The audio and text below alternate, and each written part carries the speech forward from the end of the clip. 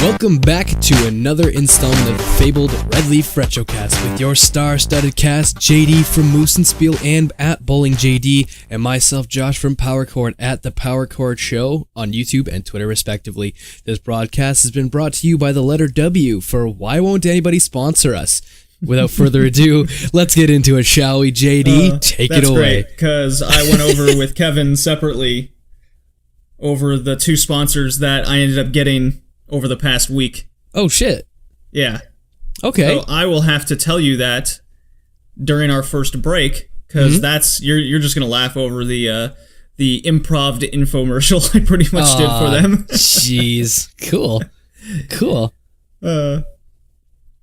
So yeah, I'm excited for today's episode. We're doing my theme, my pick, the racing games, and then we have a good retro to modern topic over kind of the evolution of racing games over time, finishing off with kind of what's basically all that's left is Forza on the Xbox One versus Gran Turismo on the PlayStation.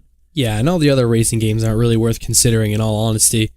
Kevin and I went in great detail over how franchises in the early 2000s really tried to do something new. We almost got oversaturated, and then everything's fabled out into nothingness. Just these two franchises are left, and even then, which we'll get into, is it's not what it used to be. No, it's not. They, as we're gonna get into, they focus on two totally different aspects when it comes down to it. But in the long run, I found that essentially both Forza and Gran Turismo are pretty much the same. Now, you have the giant VHS player known as the Xbox One. Do you have Forza with it? I don't. I actually only played the demo on it, and the game was beautiful, man. I'll give it that. I haven't played the most recent one, but I'm vastly familiar with the Gran Turismo series. Yeah, like, the games are absolutely stunning. Like, the amount of detail they put into the cars themselves, like, even on the inside, you never really see a lot of, like, interior design with a lot of video games, because you don't really typically see that, but this game was focused on just the cars. It seems like the games are focused more on the cars than they are the racing. Well, there's a game we played for the podcast that I'm definitely gonna dive more into that aspect. Mm-hmm. And what have you been playing lately? Besides the games for the podcast, of course. Well, yes, I've been actually playing, and I don't mean to plug or anything here, but I've been playing actually a lot of Dark Souls 3. I've recently gotten back into Final Fantasy 14, so that feels really good. Have you ever played that game? I'm not into MMOs at all. Okay, so those are time suckers, which I just do not have these days. I mean, we can't all be perfect, but I guess that's sacrifices you have to make, right? Well, my sacrifice is adulting so I can make money to buy said games. Yeah, but then you're too busy working, so you can't even play the game that you paid for. Trust me, I know the same thing. I work to play games, but I can't play games because I'm working. I don't have a girlfriend either. You seem to have a lot of free time. Cue sad violin. God, aren't we a charismatic bunch? I don't know. Have you met JD? I have, actually. Yeah. Do you realize how perfect I am? Women can't complain if you're perfect. Man, you're the only person I know that can make Germans sound sexy. Well, there you go. So there it is. Even if you did get cut off immediately, but hey, that's besides the point. Yeah, we don't talk about that. Oh boy. Okay, so. Well, I've been playing Fire Emblem Heroes actually on my mobile phone. That's what I've been doing lately. They have a game for the phone? Yeah, it's nothing special by any means, but it's definitely good in terms of a mobile game, and you don't have to spend any money at all. Yeah. Especially if I just want like 5 minutes off a report I'm writing for work. It's just perfect for said time. It's basically just character gathering and running through a meaningless story. Oh well, I mean, that's what half the Fire Emblem games are. No, I'm kidding. Fire Emblem is great. Please don't kill me, people. That's pretty much all I've been focusing on lately, and then getting into starting to play the games for the next podcast in my free time, even though I've been working anywhere from 10 to 14-hour days all in February so far. Yeah, I've been really busy with work. I have a few things coming up in the next month that I'm really excited for, so I'm working towards that, like little personal things. And actually, I have some good news. It actually doesn't have to, it doesn't pertain anything to video game world, but I think it's really good, really good news, if you don't mind me sharing. You know what I do, but you're going to tell me anyways. I'll wait. And everybody, now nobody's going to know what the news is, so take that. Okay, go for it. Now I'm curious. Are you sure? Yes. Well, I mean, I recently applied to college. So that was one thing, and I got accepted today. So so you're going to the University of Toronto, and you're moving here, right? Yeah. How'd you know? Oh, I just guessed. I assumed. Yeah, I'm going there. I'm taking aeronautic technician. That's great. I have a friend who needs a roommate. Perfect. I'll be in contact with him. Yeah, I'll have to tell him. And when do you think about coming up here? I'm thinking about like yesterday. All right, enough of the good news. Enough of the that. That's great. Stuff. That's fantastic. Yeah. So enough about that. Let's go right into the first section, shall we? I think we should. Okay, so our first section is brought to you by the letter... Okay, I'm kidding. Oh, God. Well, if you would have listened to the last podcast, the word is photosynthesis, and everything revolves around that. I don't know, man. I think this one should be more around the mitochondria, the powerhouse of the cell. Yeah. Everything revolves around the mitochondria. It's the powerhouse of the cell. Welcome to episode 3 of the Red Leaf Retrocast. I am JD here with my friend Kevin. I somehow made it back here. You somehow made it back here. Now, I will disclose early that it was tough to get you and Josh here at the same time, so this is going to be fun to kind of splice it together. It's your editing, not mine, man. I'm just here for the ride. So this is episode 3. We're talking about racing games from retro to modern. We're gonna stretch the topic into Josh and myself are gonna talk more along the lines of the history and the retro games themselves, and then we'll dive into Kevin and I talking about more modern games. I feel that Josh kind of has a bigger history with retro, and Kevin, you seem to be more familiar with the modern. Yeah, racing games back and forth. I dabble in them. I'm no expert, but I see one that I like to pick it up, and most of them have been modern lately, so that worked out. That's good to hear. My history in video games myself is it's never stopped. I've mentioned this before on whether it be my YouTube channel or to my friends, but for those who don't know, before I turned 13, my parents would not let me have an M-rated game. If I was to play an M-rated game, I'd have to go to my friend's house, tell him I'm not playing an M-rated game. That always worked though.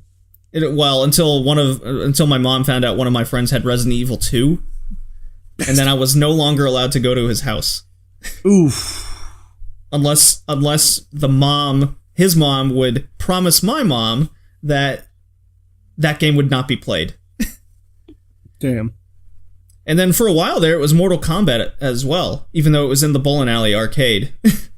Yeah, well, that one you can't avoid it, and it wasn't that violent, no. That's why she kind of turned a new leaf. So for a long time there, it was just racing games, all kinds. It was really anything I could get a handle on, because I knew, at least during the retro days, that the game would be fun no matter what. The mechanics would inherently be a lot different, and in my opinion, we'll get to it more, modern games kind of don't have that uniqueness anymore. Everything's been established already. No one's willing to take a risk. Well, that's what the indie revolution's for. What do you mean? Oh, the indie games, they're the ones taking risks. And then you got like things like Child of Light, like Ubisoft was like, if we make it look like an indie game and play like an indie game and do weird things, people will love it. Kind of like what Insomniac did with Song of the Deep. Yeah. I recently beat that a couple weeks ago in between playing the games for the podcast, and that is I wasn't too into it at first. I was like, okay, this is a nice relaxing beer drinking kind of game where I'm just going to mellow out, and then it became inherently difficult and a lot of fun. I was pleasantly surprised with it in the end. I was like, this is a solid average game, and then it got better from there.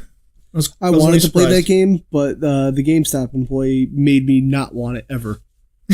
I was asked to pre-order it 4 times. Yeah, they were hounding people to try and sell that game, which is a real shame.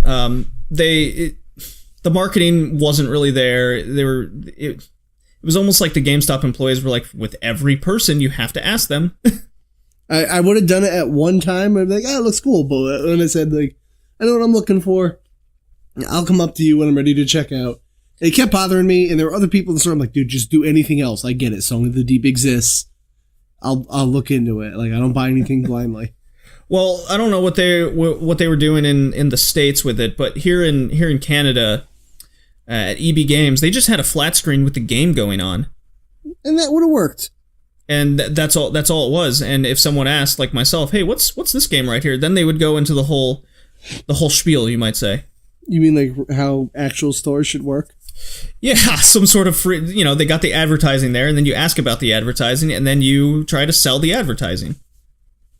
I would like this game, please. Would you like to pre-order? Damn it, I've fallen into the trap again. Yeah, that's kind of not the way I gather GameStop was going about it compared to EB, even though they're owned by the same people.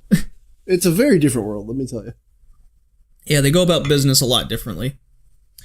Well, I've also been diving more into Tales of Zestiria. I'm almost kind of done with that game. It's very bland at its core.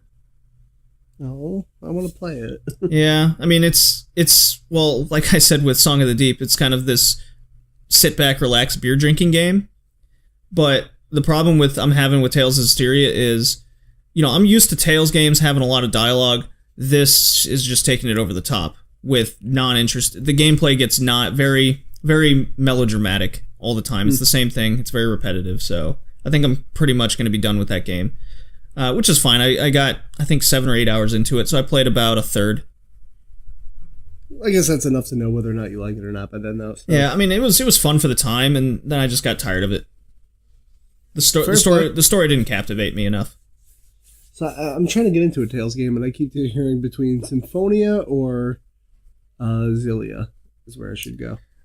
Symphonia, for sure. Deal. Yeah. Now, speaking of that, there are some games that have come out in the last few weeks that are getting pretty good reviews. It's been a solid 2 to 4 week stretch of new releases getting. However you yourself look at how games are reviewed, everything's a 7 out of 10 first, and then it just goes up or down from there. Take it the way you want. But Resident Evil 7 came out, and that's getting around a 9 out of 10 review, so that's nothing to sneeze at. Surprisingly, finally, they're getting it back together. The VR version of Resident Evil 7 specifically, if there's a couple companies that have made their own dedicated reviews to VR, such as Polygon and IGN, and the VR version specifically got a 10 out of 10. It's weird that they're splitting it like that, but luckily there's finally a good VR game. Well, according to Polygon, and this was on one of the guys' YouTube channels, I can't remember, I just kind of randomly came across it. He said the depth and immersion of the VR game takes horror gaming to a new level in something that's never been experienced before. And the fact that you still feel like you're playing the game in real time just blew his mind. So I was like, yeah, that's fair. It's finally a possible selling point for me to ever look at VR seriously. Yeah, I think Resident Evil 7 doing well is a big point. I took a risk in getting VR early. I got a few of the tech demo games. Riggs was the one that Riggs and Res Infinite were definitely the 2 games I keep going back to. But Resident Evil 7 was what I was anticipating, and then actually a first-person shooter I'm actually anticipating, which is Farpoint, which is supposed to come out later this summer. I didn't know that was VR. I just keep hearing about it. Yeah, I believe it's a VR-only first-person shooter game where you're shooting aliens. So what's not to like there? Simple premise. Let's shoot some shit. Actually sounds kind of dope. I need to try it. I really need to sit with somebody's VR and try it. I just can't drop that money blindly. it's definitely worth the experience and trying out a full game for. Like I don't want to play like what is it, Eagle Flight or whatever it is. Like I don't want a tech demo. I need a game. Like I don't want to play the Batman thing. That thing looks. I feel bad for people who paid full price for that. Well, the thing is, these tech demo games are $20 max, so it's not like they're ripping you off. In the case of Batman, I've actually played that game 4 times. How long is it? It's about a 2 to 3 hour game, depending on how you're going about it. Jeez. You could technically beat it in an hour, but then you're not doing anything extra. You're not having fun with the game. So when you put it all together, I probably dived about 8 hours into it, which is a full game. Yeah, that's true. Yeah. Did you do anything different? I feel like it looked like a very linear walkthrough. Imagine Batman, but you're just playing the detective role. And there's a couple things in there that really scared the piss out of me my first time through. Really? But and my friends that have played the Batman game, they're like they think that's the best game on VR and they wish it was longer. That's the thing I keep hearing about. It's like it's a good game, but it's not worth the price I'm paying for it. You know. I think it was worth $20. Well, that's everyone else. I mean, granted, I'm going by what everyone else said. Well, some of the other games that have come out is one of speaking of the Tales games was Tales of Berseria. That did come out recently, actually, and I want that real bad. And that's actually getting good reviews. According to the reviews, they're saying that the dungeons aren't bland anymore. They've put a lot more effort into it. It's almost like Tales of Berseria came out strictly for the anime. Mm-hmm. Just to get people to watch that, and there's probably a manga out there. I imagine there has to be. It was just basically a selling thing. But Berseria seems to be its own standalone title. Didn't even know it had an anime, actually. Yeah, it's not very good. It's called Zestiria X, or Of the X. Of the X. That's a straight translation error right there. Tales of the X? Sure, whatever, Jim. Print it. Yeah, I could be wrong on that. I know there's an X in it. Yeah, fair enough. Yeah. But it's good to hear a Tales game getting a good review. It's just one of those. I don't know if you would put it in the iconic RPG era yet, but it's definitely up there. The Tales series as a whole, people love. It's getting real close to like Final Fantasy levels of popularity.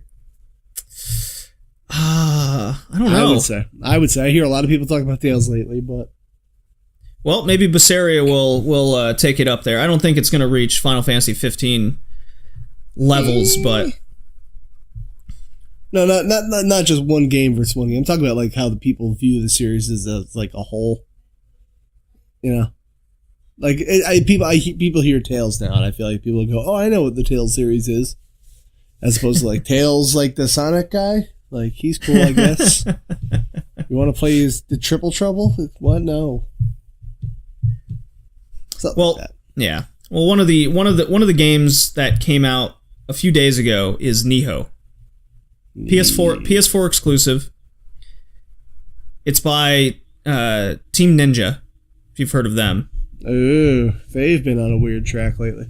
They've had their ups and downs, but Nioh is getting outstanding reviews. Polygon was not about to even release a review because they couldn't finish the game due to the difficulty. I've never even heard of this, man. So, to put it simply, it's a Dark Souls game. There we go. Lost me. But it's all Japan. You're samurais. The fighting mechanics revolve around switching between 3 stances, knowing the difference between when to have defense and offense, and you're fighting demons all the time. Like of Japanese folklore legends. And you're a singular character and you're just going around. The boss battles are insane. The gameplay's hard. If you've had any sort of Dark Souls experience, it'll be easier to understand the game. That doesn't mean it's anything close to a Dark Souls game. There's just so much depth to the action, as opposed to Dark Souls where you're just swinging a singular weapon and you're just trying to kind of stick stick a couple times and get out there. In Neo, however you want to pronounce it, it's definitely a game of patience, and it's a lot more. I found it to be a little bit more linear. You don't get lost as easy. Everyone just compares a game to Dark Souls, and immediately I'm just like, which one? Yeah, like, I don't know. People go like, oh, it's like Dark Souls, but I'm just like, we need better descriptors in our lives now, you know? Well, I mean, the Dark Souls franchise has really set the standard for that kind of gameplay. And yeah, I really appreciate what they did. I wasn't too into the first and second one. I kind of get bored of playing those. The third one really changed my mind on a lot of it. But playing Neo, I was like, wow, this game is incredible. Just fighting a single enemy is fun, challenging. It really brings me back to those days of retro gaming being just straight difficult. I'm trying to look it up now. It's on. You say it's on PlayStation 2? PlayStation 4. Yep. Neo. How do you spell this? Oh, Nioh. It's literally on the front page. Yeah. There we go. Yeah, it came out just a few days ago, last week. Actually, this does look pretty cool. Yeah, the graphics are amazing. Apparently, if you put it on the PlayStation 4 Pro, your mind's gonna melt from how beautiful it is. But I don't buy that. I was playing it on the standard version. I was still blown away. I can't wait to get this game, but sadly, a certain robot dinosaur game is taking my money for the month of February. Oh, yeah, I need that. I was like, wait, what? I know what he's talking about, but I couldn't think of it. I was thinking Digimon Cyber Sleuth. I'm like, that game came out already, buddy. You're good. No. God, what are you talking about? I don't know, man. You never played Digimon Cyber Sleuth? I'm not a Digimon guy, man. Neither am I, but apparently it's good. I'll wait to hear more than one person talk about that. I heard one website call it their Vita Game of the Year, and they also followed that up with, we couldn't really find anything else that was worth it, though. Oh, boy. So, I mean, there's a bunch of Vita games, but, yeah, they're wrong. Well, I'm really happy this game got the reviews it did. It's getting well received. The difficulty's still there. They fixed a lot of it in the beta. It was one of my most anticipated titles for me to play in 2017. So sadly, February is Horizon Zero Dawn. March is going to be the Nintendo Switch. So maybe April I'll be around to getting this game. It'll be cheaper by then. Don't worry. Yeah, I just got to wait 6 months. Then it'll go down half price. That seems to be the theme these days. That's why I don't buy anything at $60. It's gonna easily get cheaper no matter what, you know. Well, the way I look at it is, it's similar to the way I look at buying anime. If I truly enjoy it, and I do think I'm going to end up playing this game multiple times or hundreds of hours or anything around that line, I'm going to pay full price, because then I've gotten full price out of it. I want to support the company. You know, I want to help the industry that gave me this sense of fun and happiness. Is that a weird thing to say? It's not. No, it makes a lot of sense. Yeah. I'd rather be that way than like, I don't know. I like where you're going with it. What have you been playing lately? GTA 5, way too much. I have a problem.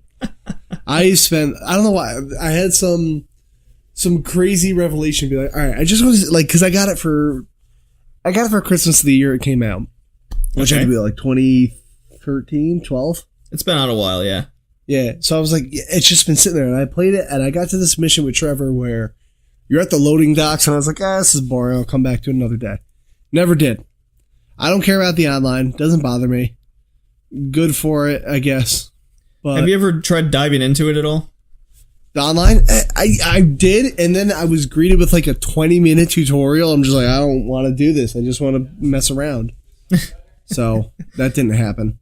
Well, the thing I noticed in the online tutorials is basically everyone just starts racing the cars randomly on these wild-ass tracks. Yeah. Or they just cause mayhem, which is you can totally just do with your friends at home. But anyways. Yeah, it was fun. I was just like, I don't care. I'm playing it on PS3, though. I'm not even playing on PS4. That's what I have it for. Yeah, I'm not normally one to buy a prettier version of the same game. Just doesn't seem like it's worth it to me. It looks great on the PS3. It looks fine, and like everyone's like, oh, but if you want to play online, nobody's on there. You got to go on 4. I'm like, I don't care. Not really. Yeah, I'm not about that. But other than that, I picked up Mega Man X for the first time in a while. 2 days ago. Yeah, you did a Let's Play on that, didn't you? I did on Mega Man 1, and then I took it down because I was like, I'm gonna do a review, and then I was like, I wish I just kind of played through it. But I beat Mega Man X so many times, but I want to do X2. I'm definitely gonna record X2. I have the whole PS2 collection, so I'll be playing on it my favorite controller. On your favorite controller, the mini Mad Catz one, I assume. No, I actually got one. Well, I was gonna use a normal PS2 controller, but I went to my local game store and they have Hyperkin put out new PS2 controllers, and I was feeling it, and it feels like a PS4 controller. Granted, it doesn't have the same like. Oh, I know exactly the controller you're talking about. Yeah, it's like a little wider. I was like, I kind of like this, and the D-pad feels like a Super Nintendo one. So I was like, you know what? I think I'm gonna play Mega Man X tonight, and I have been. That's really all I've been playing. A little bit of Shovel Knight. Speaking of Capcom, I'm dived back into Street Fighter V quite a bit now. Yeah. Yeah, they finally got campaign. Oh yeah, just playing with friends online. You can set up lounges. I don't like the way that you have to get their gamer ID, not even their PSN ID. That's weird. Yeah, it's really odd. They fixed a lot of the cheap ass mechanics. A couple of the new characters that came out have just moves I have no idea how to counterattack. How's the single player experience finally? It's fun. They finally got challenge mode up. Is there an arcade yet? I don't know. I haven't even done that. I've just been playing with my friends online. That's fair. Yeah, I'll have to take another look later then. Yeah, there's I don't play fighting games online. I don't think there's an arcade mode yet. Why? Why is that such a hard concept? I think Capcom just wants to delay things so you have reasons to continue to go back to the game. See, my theory was that they eventually were going to be like, what? No, I guess the only way to fix it is if we make Super Street Fighter V. I know we said we wouldn't, guys, but I think we gotta. Yeah. And I mean, Capcom's definitely not above that. That's for sure. No, they're not. You've been playing Shovel Knight? Just here and there on Vita. When other things are updating or loading. I'm supposed to. Well, I am playing. Here's the thing. I'm supposed to be playing Pokemon Moon because me and my buddy are doing a Nuzlocke. I'm not in love with this Pokemon at all. I don't like it, and it's not even the getting rid of the gyms thing, which is what anyone else would say. Like, I don't mind that, but I don't like these Aloha versions of Pokemon. They just suck. I don't like it. So you're not a fan of change? It's not that I'm not a fan of change, but it's like, why is Vulpix ice, the thing that is literally a Firefox? Like, why is Meowth like a half water? Like, this is when Rainbow Sherbert? See, this is when you use your imagination, come up with the darkest reasons why. It's like Team Rocket decided to do experiments on the island of Aloha. Probably could have on Pokemon. That could have been part of the story.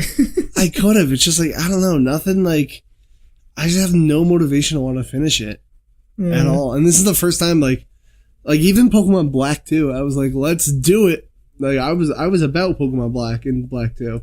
Like, I actually felt like, yeah, I like this, and everyone hated those gens. And this one, I'm just like, because I like the gameplay of it. Like, I like that it tells you where to go.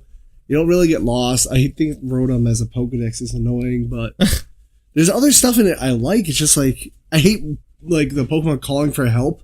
God, that sucks. That isn't the most annoying thing when I'm just like, can I leave this fight now, please? Please. I don't know. So in the meantime, I've just been plucking, like, I have this weird thing where I'm like, all right, I can only be playing one handheld game at a time, but I'm like, but I've played Shovel Knight, so it doesn't count. I mean, you can replay games. It's kind of the point. Yeah, it's true, and it's working. I would much rather play Shovel Knight over and over and over than what's it called? Do that. Like, I'd rather play Shovel Knight than play Pokemon. That's just me. Well, those are the games we've been playing. Any game you're looking forward to coming out on the horizon besides, I guess, Breath of the Wild? Zero Dawn. Actually, Breath of the Wild, I'm waiting on. I have some reservations about that game. I'm going to see if they're true or not. Okay. Well, I think games coming out on the horizon, we have to mention Bomber Girl. No, we don't. We talked about this. We don't have to do this. We have to mention Bomber Girl. Let it die. I don't want to live in this world. So Super Bomberman R is coming out for the Switch on release day, and I'm totally going to get it. I've been looking forward to a new Bomberman game for quite some time. However, Capcom, for reasons unknown, other than because they can, and Japan, is making a Bomber Girl game in which the Bomber Girls are anime characters. Please stop. What was the Polygon line? What if you made Bomber Girl, but she's horny? Let's just not ever. I don't want to live this way. If it's like a DLC for Super Bomberman R and it's $5, hell yeah, I'm getting that because it sounds so ridiculous. That's different. I'm not gonna succumb to this whole like everything needs a waifu thing. Everything needs a waifu thing. I don't need this in my life. Just embrace it. Just accept it. Oh, God. I don't want this world to continue anymore. Well, speaking of still having to continue, your life must go on, because we got some racing games to talk about. We do.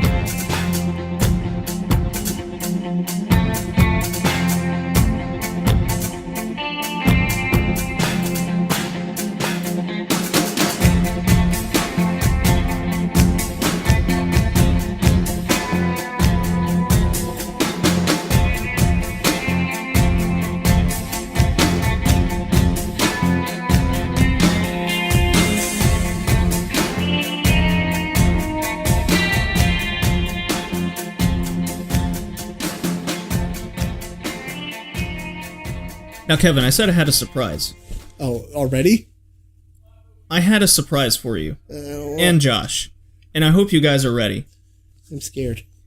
We went over this pre-podcast session, over the surprise, and two of them in particular, and you guys are gonna crack up. I got us a couple sponsors. Excuse me? Yes. We have legit sponsors. Now, one of them is specifically towards me, and it's okay. I've dealt with them before. This podcast is now brought to you by New Amsterdam Gin, the friendly makers of Labatt Blue here in Canada. Do you want to get drunk every night and think about vomiting? Drink New Amsterdam Gin. Be sure to mix it with tonic water, otherwise it won't leave you with a good time. I would like some, please. I need to forget about Bomber Girl. If you need to forget about your favorite characters from the past becoming anime girls, drink New Amsterdam Gin. It'll make the pain go away slowly. New Amsterdam Gin was my bowling sponsor back when I was on the pro circuit. I really hope that they get a poster of Bomber Girl and be like, forget about this with Amsterdam Gin. Yeah, I've recently gotten back onto the amateur pro circuit, and they've kind of given me a small deal. Nothing like it used to be, but just something minor. And I mentioned the video game podcast, and they go, "Oh yeah, you can totally use it for that." I'm like, awesome. I really hope they approve of. They don't even know Bomberman Girl is, but I'll take it. So New Amsterdam Gin, drink it, get drunk. It does the job. Perfect. And the second sponsor, and you're going to love this one. Oh, shit. And Josh, I hope you love it too. Living in Canada is hard, and you need to stay warm daily, especially during the whiteout that we're experiencing right now. That would be drinking David's tea. I know I need to get through each podcast by drinking warm tea and my daily work schedule. Earn points towards free tea with every purchase if you join the Frequent Steeper program. David's tea goes through photosynthesis every day, whether it's whether it's in the high mountains of Kathmandu or in China. You can get all different flavors. Go to David's Tea now and get special Valentine's Day tea. Bury it up. Photos. And don't forget, photosynthesis is what gives these tea life. It's what plants need. I like my racers to have a whole bunch of photosynthesis in them. You know, it really gets me into the gameplay. So yeah, we got 2 sponsors. One of them's actually related to photosynthesis. My lifelong dream. I knew there was a reason I was back this week. All right. Now that the corporate overlords are out of the way, like we're never doing the sponsorship again. These kids are just laughing the whole time. We can't do this. Hey, I think I winged it pretty well there. Oh, you did a wonderful job. It's just they're gonna be like, fuck, we can't ever do this again. We can't do this again. Pull it right now. Pull it. All right. So our theme this in episode 3 here is racing games. Now, the stipulation was no combat racing. So no Mario Karts, Twisted Metals, any game like that. It had to be strictly, essentially, a bones to bear racer. Fair. Okay, and it was my topic this week. The first week was a consensus of space. The second episode was you, Kevin, with the couch co-op, which was a lot of fun. Hey, a lot of games I never played before. You missed out on Battle Tanks, the best game ever. Yeah, it was tons of fun. And let's just dive into it. Diving. Welcome back. Or actually, it's good to be back. Oh shit. Josh, you played a trick on me. You got my hopes up that you're coming to Toronto to go to school. Sorry, man. I couldn't help it. I think I just proved how gullible I am. Yeah, I apologize. Yeah. So mean. You're so mean to me. I'm sorry. But hey, at least it's not like half the stuff we do to each other on YouTube. Oh, man. Which, a little bit of a little sneak thing for you is we're gonna clap back soon. It's been quite a time, but we're gonna clap back soon with another call-out video. Oh boy. Well, Valentine's Day has passed. It was like we said in the introduction. It was rough due to our singular lives kind of getting in the way of coming out with this latest podcast and getting us all together. But Valentine's Day passed. And speaking of love lost, I'll tell you what's love lost is my love for racing games, like it was in the 90s. Yeah? I mean, I didn't really play too much racing games, so I had to go back and do it now, it was funny. I was telling a friend that I was doing the racing theme podcast, and he says, "You don't even play racing games, do you?" I said, "Nope, that's why this is going to be so interesting." Well, I mean, that's also the whole reason why it's good to have a podcast, and your play. The whole idea is to get you to play games maybe you aren't familiar with or don't see yourself playing, and just try it out. Maybe you'll like it, maybe you won't. Maybe you'll find a game that, I mean, in the last podcast with Kevin, he got me to play a game called what was it called? I can't even remember. It was clearly the greatest game. He's gonna hurt me. It's I don't want to. It's not World War Tanks, but it's a game about tanks and you're just destroying each other. I've never played it before, and played it for the podcast, and it's like I have to have it now. It was never on my radar. Battle Tanks. That's what it was called. Oh, I've heard of that game. I've never played it either, but I've heard of it. Yeah. So the fact that we're going back and playing something as simple as a racing game, whether it be a simulator or an arcade port, and and specifically no car combat, because everybody loves a good car combat game. Yeah, we're all getting along today. Well, at least for now. That'll definitely be a theme to touch on in the future is car combat. And speaking of which, if you, the listeners, have a theme or topic you would like us to talk about or go over, please hit us up on either Twitter, VidMe, our YouTube channels, any other way that you can contact us by. Absolutely. I know, like, even myself, just like from YouTube, I love interacting with everyone. I love listening to suggestions and everything like that. I mean, and we're gonna do the sentimental thing. We're nothing without you guys. So, I mean, we could do this for fun all we like, but in the long run, everything we do rides on you guys. So, thank you very much. Well, shifting gears, how about we go over to our main theme of the racing games we went over? Yes, let's get into the reason that everybody's here in the first place. Oh, fantastic. So, just diving right into it, or should I say, let's parallel park this car, and it doesn't have to make sense. Just go with it. Sit in the passenger seat. I'm driving this ride. All right, buckle up. Let's go, boys. The first game we went over is F-Zero that came out on the Super Nintendo, published, developed by Nintendo, because, of course, and it was released in 1990. Yeah, November freaking 1990. Launch title for this thing. Can you believe that? Sorry, hold on a second. Get that dog on a muzzle. Goddamn dog. I swear to God. That's okay. That just means you're human and you have interactions with other species. That's right. I am a human, not at all an alien or a robot. I have pets like real people do. So, and I think with a human brain. Yes, human brain, human friends, human life. Oh, God. Okay, sorry about that. Yeah, F-Zero, November 1990. Now, here's just some interesting facts I'd like to lay down. It utilized the Mode 7 graphics chip. And yeah, that was really interesting.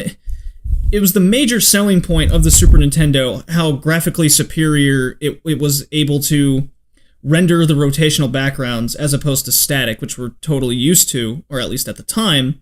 And it's just something no other console could do at the time, whether you look at the TurboGrafx or the Sega Genesis.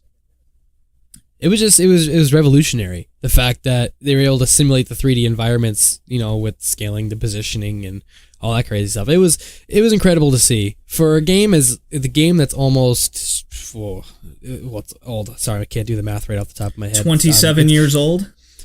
Yeah, sorry. Hey, man, it's okay. Okay, so yeah, it was really interesting to see that a game at that time was able to do what it did. It's one for the ages, that's for sure. I've never dived into the F-Zero series before, and when I first got my Super Nintendo, this was high on the list just because of how much of a reputation it had. And yeah, I've played it a few times with friends, we just switch off the course. But this was for the podcast, this is the first time I actually dived into the game by myself. And just some things I noticed is it doesn't have a multiplayer mode.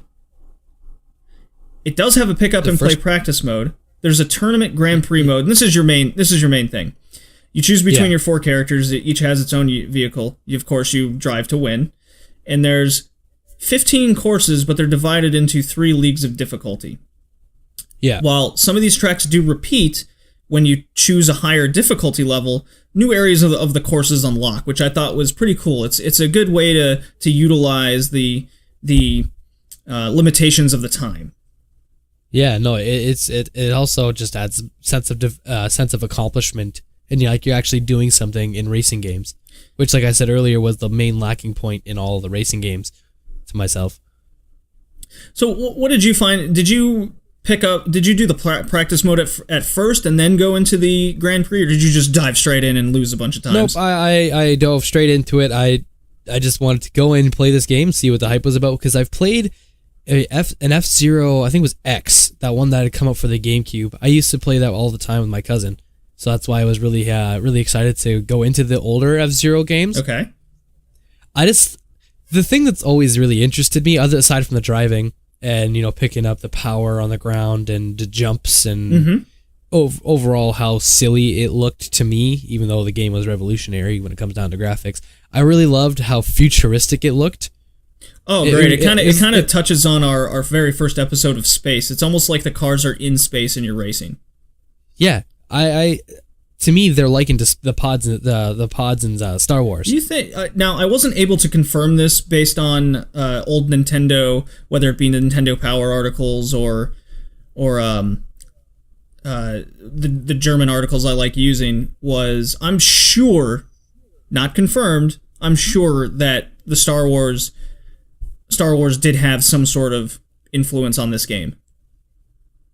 I can't confirm nor deny, to be honest. I just know that they looked a lot like Star Wars, and at the time Star Wars was big or just started to become really big. So I'm sure Nintendo looked at it that way and said, this is what we should do to try to sell this game, regardless of the game being incredible as it was already. The fact I was able to confirm that this game was developed in 15 months. Okay. Which is pretty crazy to think about with how much fine-tuning and polish the game has, whether it's the amazing control for your quick reactions or jumps strategically located on the course to launch your vehicle and get on either onto other parts of the course, or whether you can knock your enemy off. It's nuts. And the fact that your car has a life bar was interesting. Yeah, and that was one of the key points that I had had said earlier, was it was definitely an interesting game because your car had life bars, because you can do these strategic jumps. And you said it was an incredible controlling game. I agree, but that still doesn't mean that it isn't difficult to control. Well, it was made on purpose so if you go over mud, your car comes to a rapid halt. There's a whole course with big ice sections, and you have to train yourself to go into a skid right before you hit the ice. Yeah, you have to do the whole leaning thing. Yeah, you really have to learn the mechanics of the game. So it's not so much you're losing control, it's they really tried to fine-tune these real-world elements, almost like a rally car with this hover car that you use throughout the game. And the fact that these 4 unique vehicles you get, when I say unique, they each have their own characteristics. So they tried to make it seem like the cars themselves are characters, and they did expand upon that in the sequels to the titles. Oh, yes, they did. Actually, really quickly, did you know I believe, like I said, in F-Zero X, I believe they actually made a character based off of Star Fox? I did read that. That's awesome. The F-Zero franchise has a lot of similarities and shout-outs to, not similarities, but shout-outs and homages to the Star Fox franchise.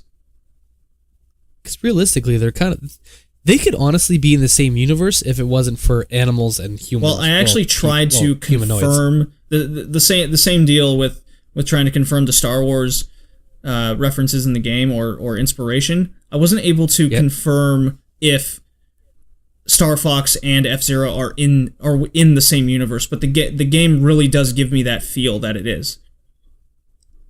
But then again, it's the whole thing with like the Metroid thing, right? They're in space, so you kind of just relate all the games that Nintendo has made with space. You kind of just link them all together, right?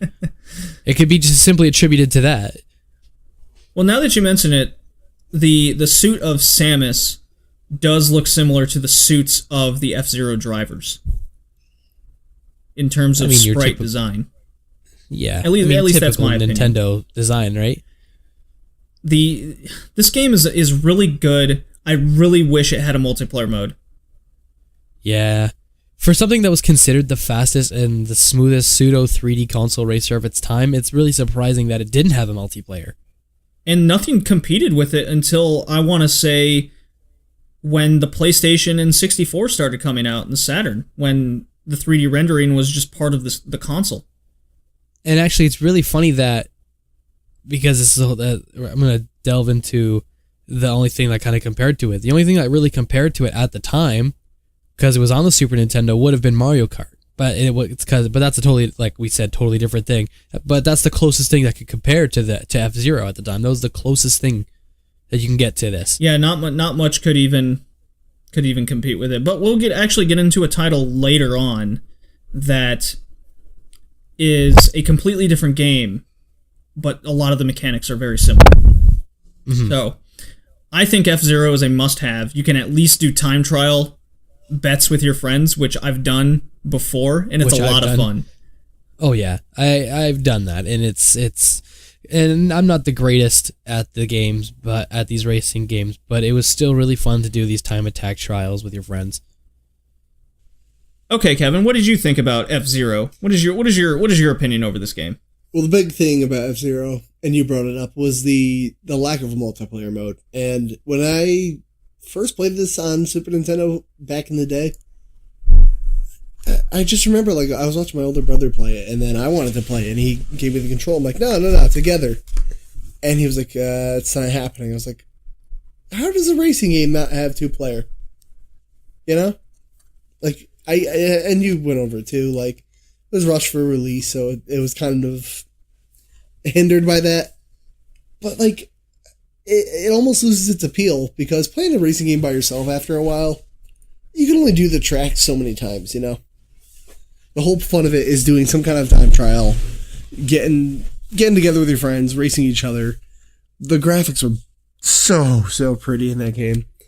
But it'll always be a game I pop in for just a couple of minutes. And then I turn it off because I want to play with somebody. The life bar system's kind of cool. I do like that. In future F-Zeros, they actually changed it to where you turbo, your life bar goes down. I ended up getting so used to that system that whenever I go back to the Super Nintendo one now, I always get real confused. So it's a little bit of an adjustment. You're afraid to use the turbo. Yeah, and especially on the later levels where I'm like, I'm gonna die, because I think once I get past like the first cup, I'm gonna explode. That's just I accept that fate. But overall, F-Zero, real good game. I play it a lot on the Wii U now, and please Nintendo make another one. It'd be great. Well, they made that. There was like a spiritual successor game that came out on the Wii U. It was download only. Fast Racing Neo. I don't think Nintendo makes it. Well, it did come out on the console, and it got pretty good reviews. It's great reviews. It's like the Ikaruga of racing games. If you've never played it. Yeah, I haven't dived into it myself, but I'm definitely very curious. Yeah. It's very F-Zero. I could definitely see an F-Zero game coming out on the Switch at some time, or another Fast Racing Neo game, due to the fact that the console's really trying to emphasize the multiplayer aspect. However, I have seen screenshots of what they're doing with Mario Kart Deluxe, where you could have 4 people all playing Mario Kart, and it's still going to be split screen on your Switch. Those are those small Nintendo moves that make me not want to buy a Switch. Like, okay, if you all have a Switch, shouldn't there be an option where you can now look at your own screen? Shh, it doesn't have to make sense. We're Nintendo. So, if they do make another F-Zero game, I hope it doesn't do that. I really hope not. I'm sure it would take a lot more programming, but I think that's a major. You see it as a small thing. I see it as a major downside for me to even want to get Mario Kart Deluxe, because I already have Mario Kart on the Wii U. Yeah, no, that needs to be immediately addressed. It's not even up for debate. Yeah. So, I digest. Yeah, I agree, Kevin. F-Zero is a fantastic. Yeah, the graphics are outstanding for a game that came out in 1990. Wonderful game. Wonderful. Let's have more, please, Nintendo. Well, yeah, that's F-Zero. I think it's a staple of Nintendo and a must-have for the Super Nintendo. And the game's only like $15 these days. It's gone up, but it's still hanging below that $20, which is nice. Yeah. So get yourself a copy before people realize how iconic this game is for the Super Nintendo. Do it now. Boy. So our next title is Excitebike on the Nintendo, published and developed naturally. Released in 1984. Yes. So this game's got some age on it. Oh boy, and this was one of the first games I ever owned. So I'm going to be honest, I have a big history with this game. Now, have I gone back to play it recently before the podcast? No, it's been a long time. However, as soon as I booted the game up and that super catchy tune started, it all came back to me. See, I didn't play too much of it. I didn't have it. I didn't have Excitebike, but it was still one of the first racing games that I've played. as well as one of the most confusing games that I was trying to play at the time, even if it was one of the most simple. It's you know what? That's a great way to put it. It's simplistic, and yet for some reason there's a lot of mechanics that they put in, and playing it for the podcast as I'm kind of trying to review the game, I actually found a couple more mechanics that I never knew. And I'll get into that in a second. There are 3 modes. You have Selection A, Selection B, and your Design mode. A means solo, B means computer join the race, the AI, and there's a billion of them on the course. And then your Design mode is, of course, create your own track mode. Yeah. Which, as a kid, my brother and I would always play the joke, okay, we'd always bet something along the lines of like Halloween candy, or you get most of the fries at the bowling alley on Saturday if you can best my time on my created track. Okay. And because there wasn't a save feature, you were constantly having to create new ones. Yeah, that's... Now, you may see it now as a hindrance, but it's almost like it encourages you to constantly use your imagination, create more. Yeah, so we can't really blame Nintendo for that. It's, like you said, it's not only was it kind of technical limitations, but it also, like you said, helps enable creativity when it comes down to creating these levels. Well, one other thing is, it has what I think it has an option in the game through your Grand Prix race that you inevitably do. Yeah. Is if a racing game wants to succeed, this is one of the staple rules to me, is all you have to do is place in the top 3 to advance. Now, getting first is of course ideal, but it shouldn't be a game-breaking necessity. Especially back in the day when arcade mode was almost the staple, where it was first place or game over. This game was, all you had to do was be in the top 3 and you get to play the next course. If you want some special unlockable courses, then okay, that's when your top finish only should matter. And a lot of games went by this whole top 3 finish is all you need to advance in the game or the race, which is really nice. No, it's absolutely great. God damn it, dog, shut up. The dog agrees with me. Apparently not. But gee, that's distracting. Ignore the dog, it's fine. So I do agree with you on the fact that if you want to unlock the other stuff, you need to come in first. But being that it was an older game, and we have to keep in mind video games were tended to be geared for children, they needed to have that, just make the top 3, which is fine. And that's kind of realistically how a lot of races work when it comes down to Grand Prix anyway. You kind of gain points, and I'm sure everyone's familiar with the Mario Kart point system in Grand Prix. That was the whole reason for it. It's just in Excitebike, we didn't really get the points. They kind of just said, come top 3, carry on, my wayward son. So, well, some of the mechanics in the game is your engine can overheat, which can be lowered by going over the arrows on the track, which is very nice, very crucial to winning the race. You had to tilt you're on a dirt bike, you're not in a car or anything, you're on a dirt bike. So when you go off jumps, you can tilt your bike so you can land properly on whether it be the straight flat ground or hills, so you can really get that boost to your car and blow by the enemies. Now the best thing about the game is the fact that the crash sequences are hilarious, because as soon as you run into... how terrifying is it that your man just falls off his bike and rolls and crumples into a heap of what used to be a person? Oh, it's hilarious, and no matter where you are, it's you always go you crash and the bike spins out. Your character looks like the sprite character looks like he ragdolls all the way to the other end of the course, and he kind of trots back with like a broken leg, and then he just gets right back on and goes. It was really interesting to see. But that also brings me to the whole falling off thing. The one thing that really frustrated me was when you would run into someone, you would fall off. understandable. But like if someone hits you from the back, you fall off and they don't, regardless.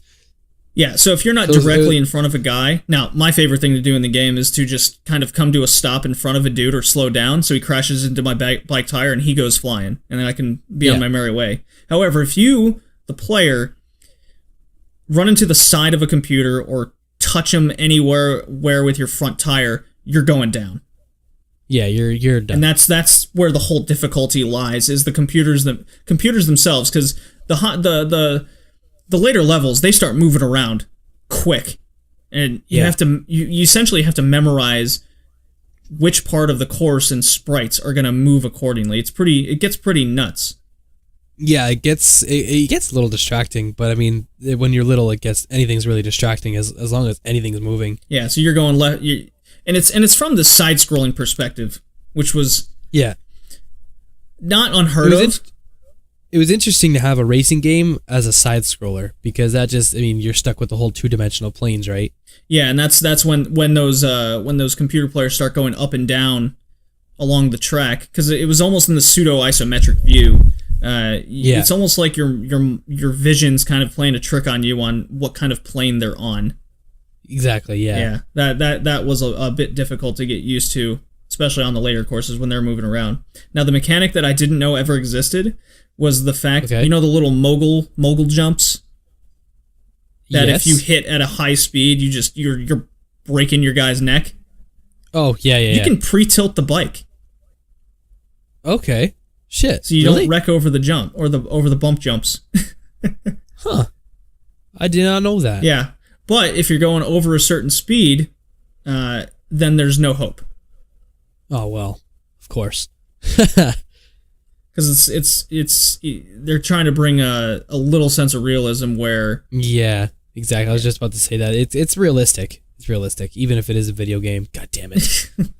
I try to get away from the real world when I play these video games, okay? I don't need to be reminded of my own mortality. So this game never gets old to me. It's fun. I do wish that there was music in the race, but I guess they used up all the music on the title screen. Oh, fair enough. Did you know that the game actually also had a sequel for the 64? Yeah, I've never played it. Neither have I. Because I never had a 64 growing up, therefore I just never... No 64? Shun. Shame. I didn't get a 64 until after my college days. I didn't get a 64 till yesterday. I mean, But Excitebike 64 is definitely something I'm going to look into in the future, considering my not only nostalgia love for the game, but my continued love for it. It was fun, but I can't see myself carrying on with the whole... If there was more Excitebike games, I can't see myself carrying on with the franchise. I'm curious to see what difference they did when they went to 3D polygonal. It's just the same thing. Still side-scroller, just 3D models now. No, it's not. But that'd be hilarious. It's like Virtua Fighter. Yeah. No gravity is involved. Yeah, it's really just a bunch of Battletoads riding on motorcycles now. Oh, boy. Okay, Kevin. Excitebike. Your thoughts? So my first experience with Excitebike was something not as common as the rest of the world. I had a little thing called the Game Boy Advance. I brought it with me everywhere. And one day, for my birthday, I think it was my birthday, I got a little accessory known as the e-reader. So it gives you a little starter pack with all these cards, naturally. And one of those games, odd 5 different little cards that you had to swipe 2 times each, was Excitebike. And by the time dinner rolled around, and 3 hours later, I finally scanned Excitebike into my Game Boy Advance. I remember having a decent amount of fun with it. It wasn't the best racing game to me. I actually liked the mode where you're racing by yourself more than racing with other players, because I kept getting hit all the time, and I felt as though the track was almost too crowded. It was also kind of weird because my instinct is like, okay, I'm racing all these other players, I have to be first, but like there were just people all over the track, so I couldn't really get a grasp on that. And then I wanted to make my own tracks, but this game didn't have the ability to save the tracks I made. So I remember I spent all day on one track making all these crazy jumps and like making the whole thing flow together, and then it was gone. So well, it's funny you mentioned that in the I think it's the NES remix. There's a save option for Create-A Tracks, and you can throw them on the Nintendo Network and share them. Finally. Yeah, I believe that's I am 90% sure that's a feature added. I would hope, and I know the e-reader wasn't exactly this pinnacle of like technology, but I was hoping that because I knew it was an updated version of the game, I was like, I can't save my track. Like, why not? Why can't you make this work?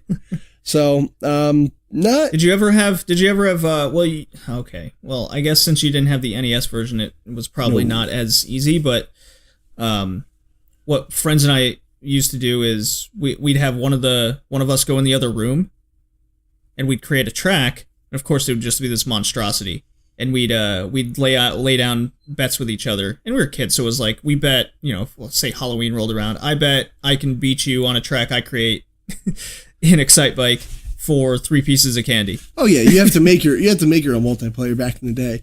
But like going forward, I got it on the 3DS with the. Hold up 1 second. I remember getting it on 3DS Classics, and I still couldn't save it. It was dumb. I always wanted to save that game, and I never could. No matter how many tracks I made, even with the updated 3D one, I figured you would make it work. You'd think they'd have some sort of save feature.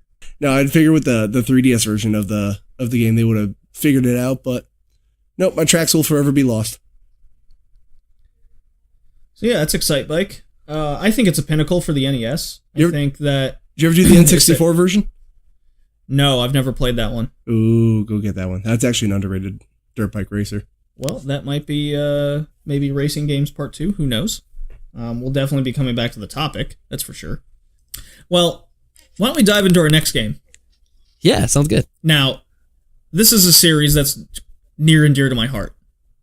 Okay. And I hope I've sold you on the Need for Speed series. Man, I've already been sold for Need for Speed, man, okay? That's not to be... This is a different era of Need for Speed. This isn't to be confused with Underground and street racing club style. Racing and street racing. This is more along the lines of Gran Turismo with cops involved. Yeah, which is actually the one thing I wanted to bring up was the cop chases were fun, though I felt like they didn't really last as long as they should have, which was rewarding in the sense like, yeah, I got away from them really quickly, but it was upsetting because like I got away so quickly. We'll definitely dive into the Hot Pursuit mode. Yeah. So here's some fun facts. It was published by Electronic Arts. Excuse me. EA Canada, not just EA. It was published by Electronic Arts, developed by EA Canada. Yeah. So this is not to be confused with EA, the sports franchise people, which was North America. This was specifically EA Canada, which makes sense when we get into why a lot of the courses seem to have a big Canadian forestry influence. Yeah. I mean, hey, when you drive down the 401, all you see is either snow or trees, right? Yeah, and you can definitely see that in the game on some of these courses. It was released in 1999, which surprised me how late it was. Because it came out on the PlayStation, so we're just getting into... That was when the 64 was just about to come out. The GameCube came out when? 2002, I believe, off the top of my head. Yeah, so we're slowly getting into the GameCube era, so it was kind of surprising that this game came out when it did. Well, the Dreamcast had come out in 99. Exactly. So I mean, so we're basically at the end of the PlayStation's lifespan, and they're really pushing what the console can do at this point.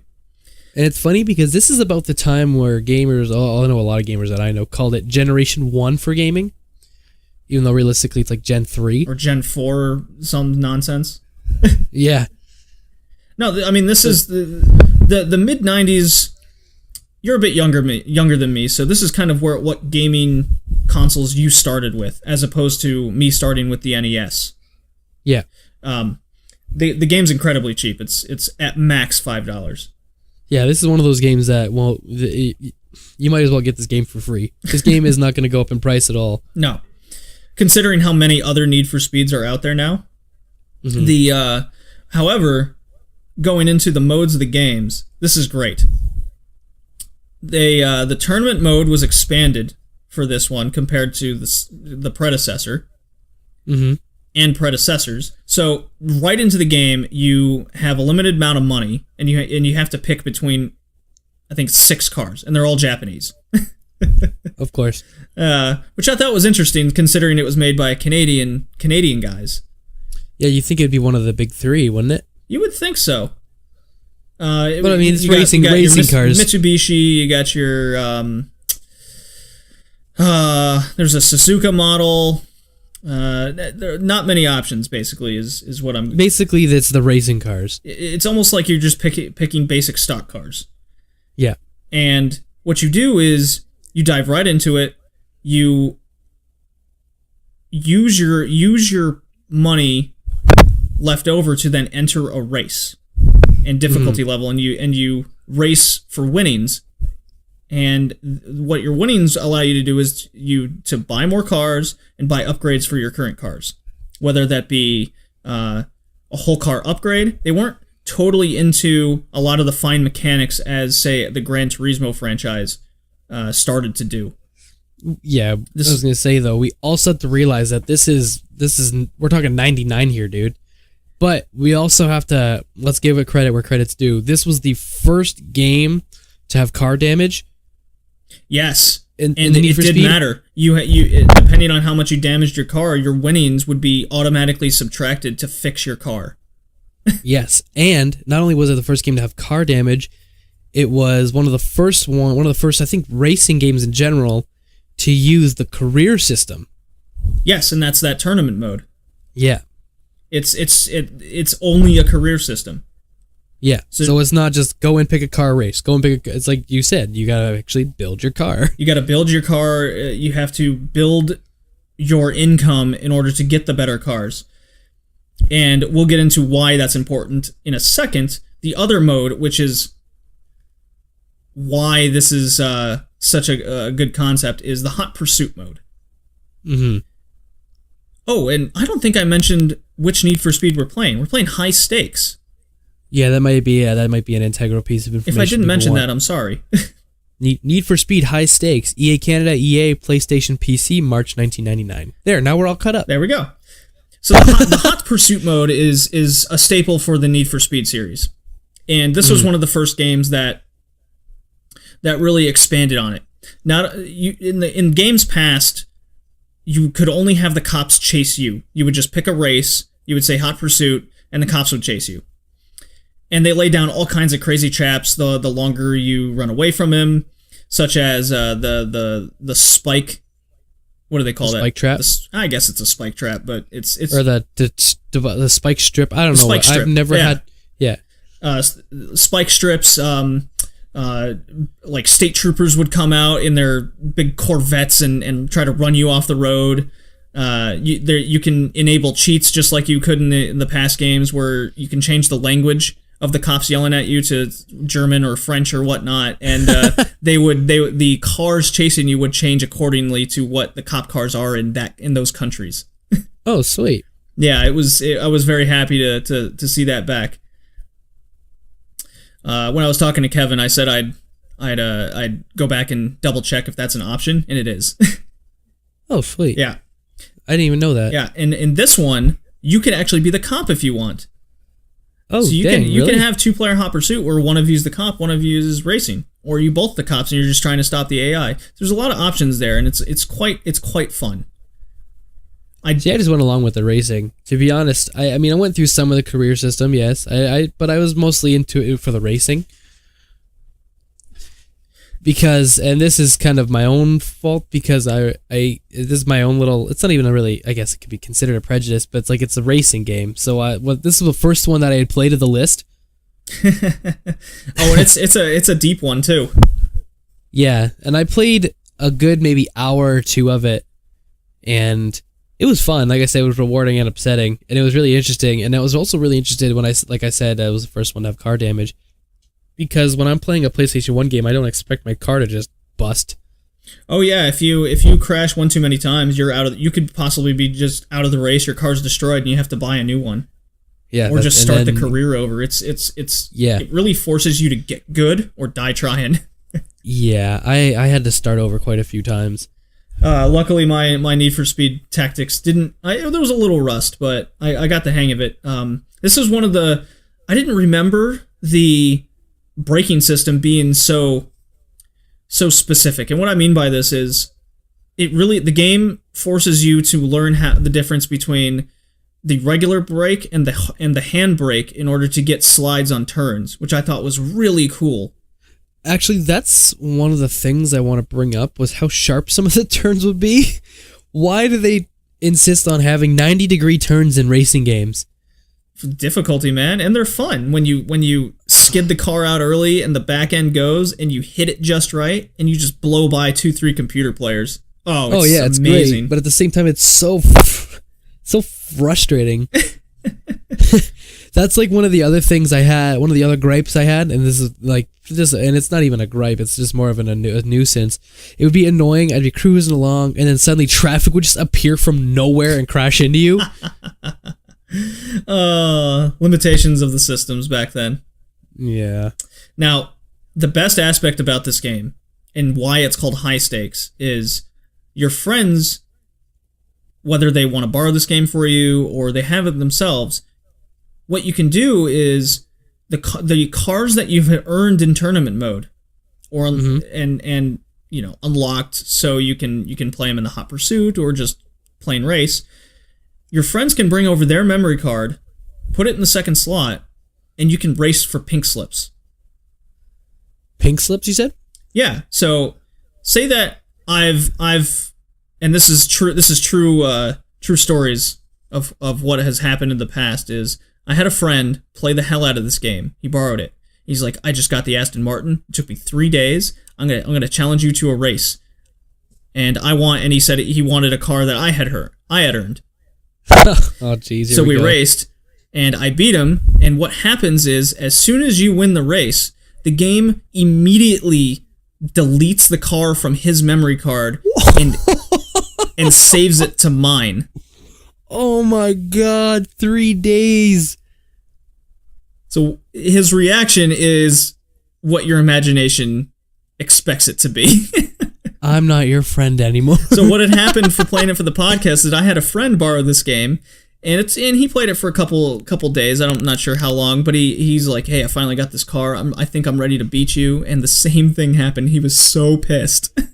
Wow, man, that's horrible. And he tried to rip the memory card out before the end, and I go, sorry, man, that's not going to work. It already deleted it.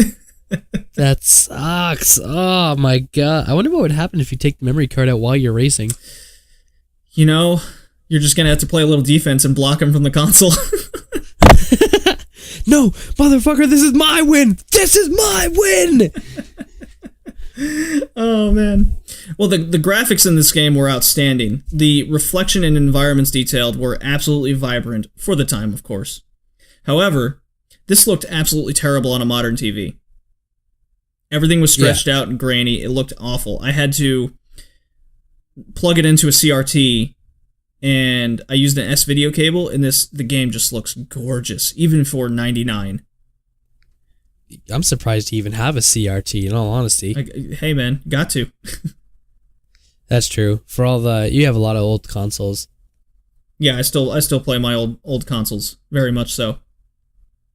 Now, I do feel like this game is much easier to pick up and play than other racing games. There's lots to choose from in the end, but you do have to earn them, and it takes a lot of patience. Oh yeah, this is one of those games that I wouldn't mind, like the Need for Speed. I wouldn't mind getting the Need for Speed series, because they know how to get you into a game and actually give you a sense of earn. Like they give you that sense that you earned something, right? Right. Yeah. And the fact that they added a showroom really gets you to bask in the glory of the car you earned. And Gran Turismo would actually take that idea from this franchise. And put a briefcase in the backseat. Oh, boy. Yeah, and because EA Canada developed it, naturally there's tracks from all over the world. There's various day and time options, weather options. the cars are affected via the weather, and the harder the weather, the harder the difficulty. That's how the difficulty is put in this game. Now, what did you think of the music? I mean, the music was just, to me personally, and I'm a big music guy, okay? The music, it didn't really stand out. It was kind of just there. It was just your other, more typical PlayStation 1 racing music. It almost felt very standard, yeah. It was this weird techno, pseudo-electronic style of music. It was pretty funny. I was like, wow, I feel like I'm on repeat every course. It's like I could put my TV on mute and still have the same effect, with or without the music. It just nonstop all the time. That good old 90s electro jump. Oh, man. Yeah, it's almost like it was ripping off a Phil Collins song all the time. Or like the beginning of Rick Astley's Never Gonna Give You Up. Never gonna give you up. Oh man, you're never gonna get my car. Actually, funny story. You for your pink slip. You're not gonna be able to reach your memory card in time before I get the finish line. Oh man. Actually, it's really funny. When I would play games, when I would play with my friends and stuff, this is just about the time that Rick Roll was being popular, or starting to become popular. Oh no. I used to play these games, with my friends, and every time I'd start winning, he'd be like, "Never gonna give you up," and I would like stare them in the eye, "Never gonna let you down," and then I would win, and I would get up and start dancing like some stupid shit, because not only can I not dance, but now I'm victory dancing, and I'm yelling at the top of my lungs, "Never gonna make you cry." So, oh man, I used to drive my friends wild all the time. They actually stopped playing. I don't know why they would stop playing competitive games with me. Oh, who could figure that out? Looks like they gave me up and let me down.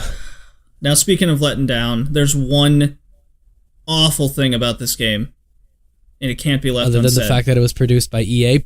Sorry. No, it's the fact the frame rate is very mediocre. Yeah. It never truly reaches above even 30 frames per second. Yeah, but I mean that's they did try to put a lot of details into the game. Yeah, they kind of went for, the reflections and environments and probably the music over trying to get that frame rate to work work better. Yeah, for a PlayStation 1 game, they definitely tried as best they could, but that was one of the things I did notice, was the frame rate was pretty awful. Yeah, so it's not game breaking, but you can definitely. But at the same time, like even games today have a problem with frame rate when too much goes on the screen. That's just one of the issues with variable frame rates. It wasn't even like cars being on the screen; it was just loading the environment all the time. Oh yeah, They tried so hard on making the environment as realistic as possible and getting all those reflections off the cars, like when you're driving through a tunnel and having just simple lighting effects go through there. You can definitely just see the frame rate deteriorate through each new environment that's being loaded. It's you can hear through the fat speakers of a CRT TV. Help me! Yeah. So as good as those things are in the game, it definitely takes a backseat because the frame rate just can't keep up. It's a real bummer. But due to that high stakes mode and the vast tournament mode, I can't recommend the game enough. That's for sure. Okay, Kevin. Hi. That was Need for Speed. What now? After hearing all the details and basics, what was your opinion over the game? I do like the fact that you could be the cops, because that's like my number one thing I want in any racing game that like puts cops into it. The first thing I would want to do is I want to pit maneuver some guys into a fence. Immediate thing I always want to do. I like this is kind of like showing how racing games evolved. Like before they were kind of basic. Like even the first two Gran Turismos, I think personally look like crap. But like something EA was doing, like it actually feels like this is more of an arcadey racer as opposed to like Gran Turismo simulation style. So I like the arcade. It does have that feel of between arcade and simulation. Yeah, I like things on the more arcadey side. I don't want a driving simulator. I do enough of that in my life, and I hate it as it is. I want to be able to race. I like with the cops chasing you, it brings in like real life, but it's like, oh no, the cops are chasing me. Here goes crazy time. That I like. It's just an ugly game though, I gotta say. You think so? I mean, I think this one it's better than the Gran Turismos, but not like amazing. So you think it would have really benefited by being held off? Yeah, I would rather they did that than put it out on PS1. But by then we got such better PS2 games anyway, so. Because I mentioned before that when I put the when I had this game on the CRT with the S video cable in, this game looked great. The environments actually loaded quicker because they were able to, I guess, render the visuals easier. The fact that in night environments the reflections were a lot more vibrant. The lighting was incredible. Now you may not think it's anything compared to today, but back in the 90s, like, holy crap, I'd never seen anything like it before. And I mentioned racing games were my forte back then. Now you said you played this on an HDTV. Was that with composite and it looks weird? Yeah, like everything's real stretched out. The cars look a little funky. I wonder what it would look like if I put in a PS3 with HDMI. I don't know. I don't know if the smoothing option would help it, but now I have to experiment with this. You've given me inspiration. I really like how from all the Need for Speeds in the PlayStation area, how the movie voice guy, he does like the showroom, the checkpoint. Yeah, they always use them. It's almost like they took some random intern from EA Canada and they just went, "This is your final lap." Like, you're doing this, kid. We're paying you. No, you're not. You're doing this, kid. It was always funny to me. I really enjoyed that guy's voice. My ultimate favorite thing to do in any Hot Pursuit game, and it's only for High Stakes and Hot Pursuit 2, is to change the language options of the cops with a cheat code and make them Russian or German or. I didn't know you could do that.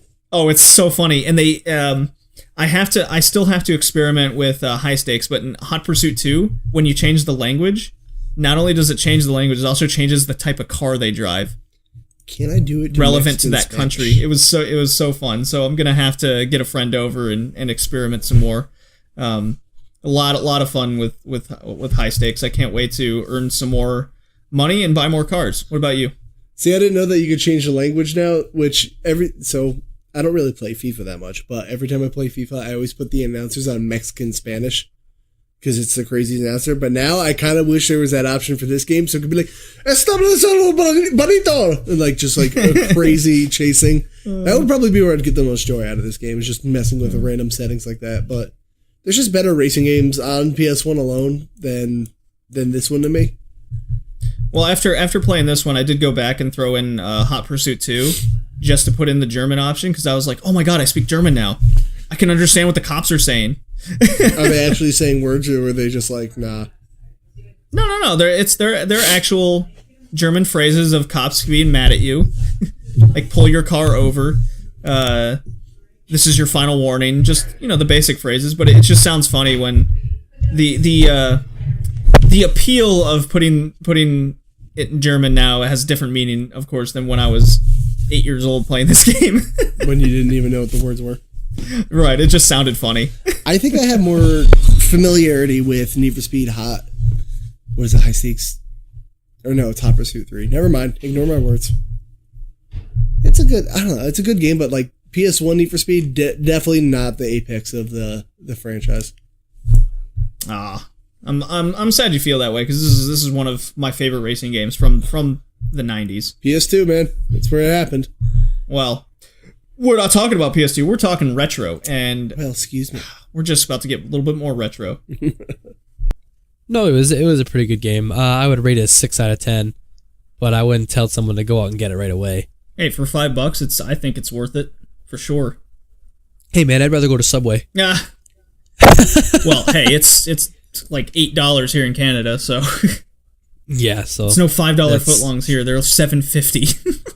Yeah, $5, but the sub was $2. Yeah, well, Oh boy. Well, that was Need for Speed High Stakes. Let's move on and get a bit older. How old are we talking? We're talking 1987. 1987? On the Sega Master System. Oh no. Don't tell me. Is it Outrun? It is Outrun. Originally an arcade game, ported to the Master System, and ported to fucking everything else that I just can't even get into. Man, it was so popular. Like, it received awards in Japan. It was one of the top most 15 popular arcade games straight up until October 1989. It doesn't shock me. And the thing that blew my mind was it wasn't even so much a racing game so much as a driving game. Yeah, it really, I mean, of course the objective is to get to the end of the course, because you're only on this singular map. Yeah. But it almost feels like you're just there, you're just along for the ride. Yeah, that's all. The one thing that this isn't a complaint. Playing the game was pretty disorienting. Only because while you were driving, things just came at you so quickly out of nowhere. So did you play it on the Master System or the Genesis? The Genesis. Aha.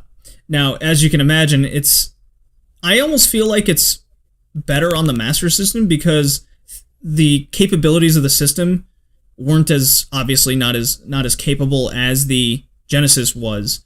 So loading things seem to be more scarce on the Master System, therefore not as difficult to navigate or see coming, if that makes any sense. Yeah. So what the game is it's a straight up Sega product. Oh, no way around it. Oh, graphics to music, to everything, man. You're in this rear third person perspective behind a Ferrari Testarossa Spider. Specifically this car, and you have this hot chick in a bikini next to you in the passenger seat. And the first thing you do in the game is to pick between 3 songs. This laid-back song, a jazzy song, or a Caribbean song. I always pretty much went for the Caribbean song because it felt like I was driving on the beach. Oh yeah, very very surfer, right? Not surfer, exactly. But yeah. So what happens is you have 2 gears. You have your low and your high gear. And for a while, I couldn't figure out why I couldn't increase the speed of the car. And it was because it's highlighted red to show you what gear it was on, and I thought it was white for the longest time. For like 20 minutes, I just couldn't even I could barely get past the first checkpoint. Yeah, it was brutal. I had the same problem. I wasn't sure what gear I was on or what the gears really even did. I just know I get to the first checkpoint, and then I would, like, just about a little bit later than that, I would lose. Like, what the hell is anybody supposed to beat this freaking game? Exactly, and I was like, well, maybe it was so popular in Japan. Nobody, like, only people in Japan and, like, the Asiatic countries can figure this shit out. Yeah. So, basically, you start everyone starts out on the same first track section of this map. Mm. And then as you go to the course, your car comes up to a fork. You go left for an easier difficulty, right for the harder, and you keep increasing how many forks you go until you eventually get to the end. And there's 5 different possible endings to the game, which I thought was super cool for such a simple game. It really motivates you to play all aspects of the game. And that's what made it so popular for 3 years. Oh, it was great. I never knew it had 5 endings. I thought it was just every ending's going to be the same, but you have different ways of getting there. Yeah, just get to the end. Like I said, it was a simple driving game, so I wasn't really expecting too much out of it. I'm going to be honest. I played the hell out of this game. I was Seriously? posting on Twitter of high scores, like, this is going to go up. I need to get at least 2 endings, and I did. I think I remember seeing one of the tweets. You tweeted at us on Power Chord, and I said, I didn't tweet back at it, but I seen that, and I said, man, I can't beat that. Oh, it's so fun. I did notice that as you went further along the map and started picking your forks in the road, the more right you go, the more detailed the environments become, and therefore more difficult. As you mentioned, things just start popping out at you. There's one middle forked section where you're in this nighttime city, and buildings are just coming out of nowhere, and there's always cars in front of you, and you're just like, I don't know what's happening. I just left, right, left, don't move. Like, you know, it was really disorienting when I was playing it. The track section I hated the most would have to be the plain desert section, because there's nothing but hills and nothing to really gauge where you are on the track. So I would always find myself crashing into back of cars or randomly ending up in the dirt, which vastly slows down the vehicle, of course. Oh, geez. Yeah. More, I would say more so than just straight up crashing. Yeah. I could never get used to that desert section. I did eventually passing it a few times, but I just avoided that at all costs. I didn't really get too far. I was struggling really hard at the beginning with not being able to get past the first checkpoint because of the gears. Now, how far did you end up going? 2 checkpoints, 3? I kept going left. Okay. Yeah, I kept going left, so I got 3, and then I just called it a day, because I figured it was just an arcade game, right? So it was all going to be the same. I didn't think that, because I didn't do much more research into what the forks were, so I had no idea that it was easy was left and right was hard. Yeah, I didn't know either until it started dawning on me. I was like, wait a minute. This is much harder the further right I go. Maybe I'll go left. Or maybe I'll start at the right and then go left as I move on. I really developed a certain strategy for different tracks, which I really enjoyed about the game. Now I can go into the 2 endings I got. You ready for this? Yes, let's do this. So I got ending 1, which is the easiest, and ending 3, which is kind of a medium. Okay. So the first ending is guy gets out of his car, bunch of other bros come over and is like lifting him up, and they're all going, it's like hooray, you completed it. Well, then this hot chick with a trophy starts walking over, and all the guys look over to the left and then drop the dude. Of course. So it's got this good comedy in the game. Now the third one is, I looked up all the endings afterwards because I was so curious. But the third one is by far the best. Okay. You ready for this? Yes, let's do this. Guy gets out of the car. Okay. So does the hot chick in the passenger seat. Okay. Hot Arab-looking girl comes over. You know, she's in her like Jasmine from Aladdin outfit, and hands him a lamp. And you start to see the chick like have her sprite arm go up and down. Kind of like, oh, you drive so reckless, we finally got here, blah, blah. He rubs the lamp and 2 hot chicks come out and wrap around his waist. Nice.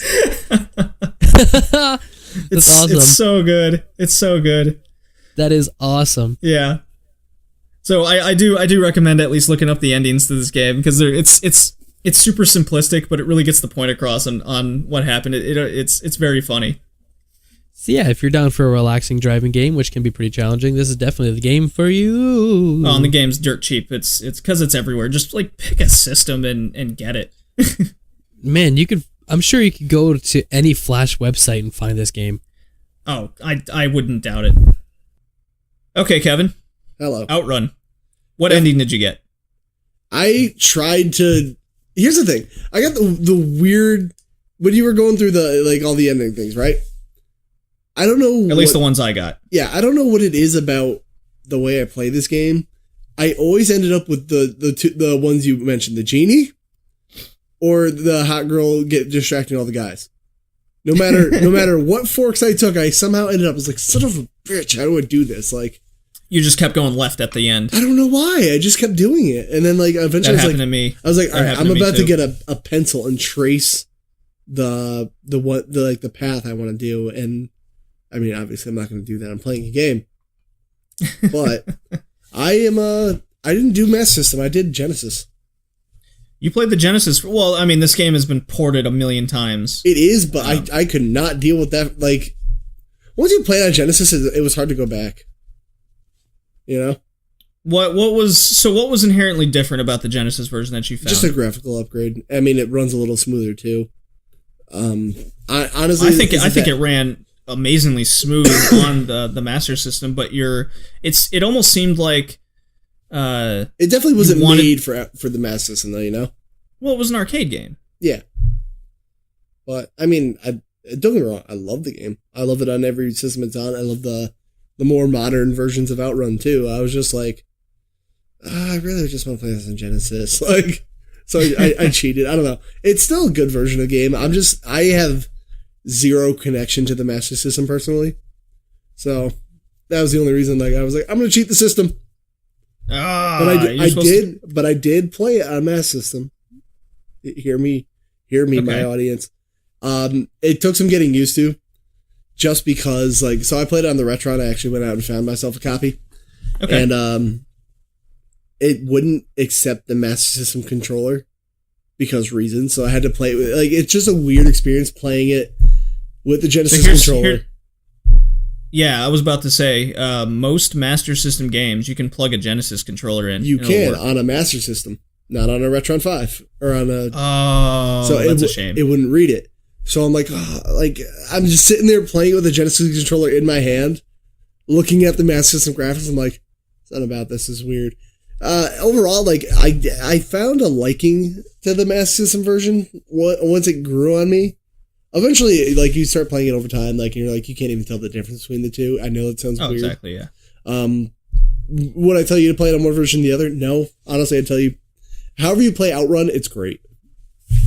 I have nothing wrong with that. I wish it would give you more points, but I know the Ferrari is the whole gimmick of the series.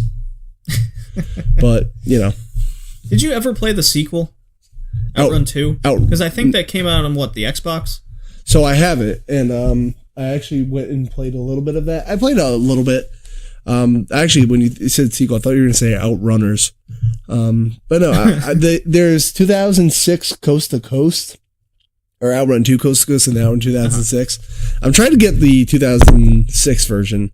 They're good games, and I do highly recommend you play those as well. Same concept. You're not going to get a new experience.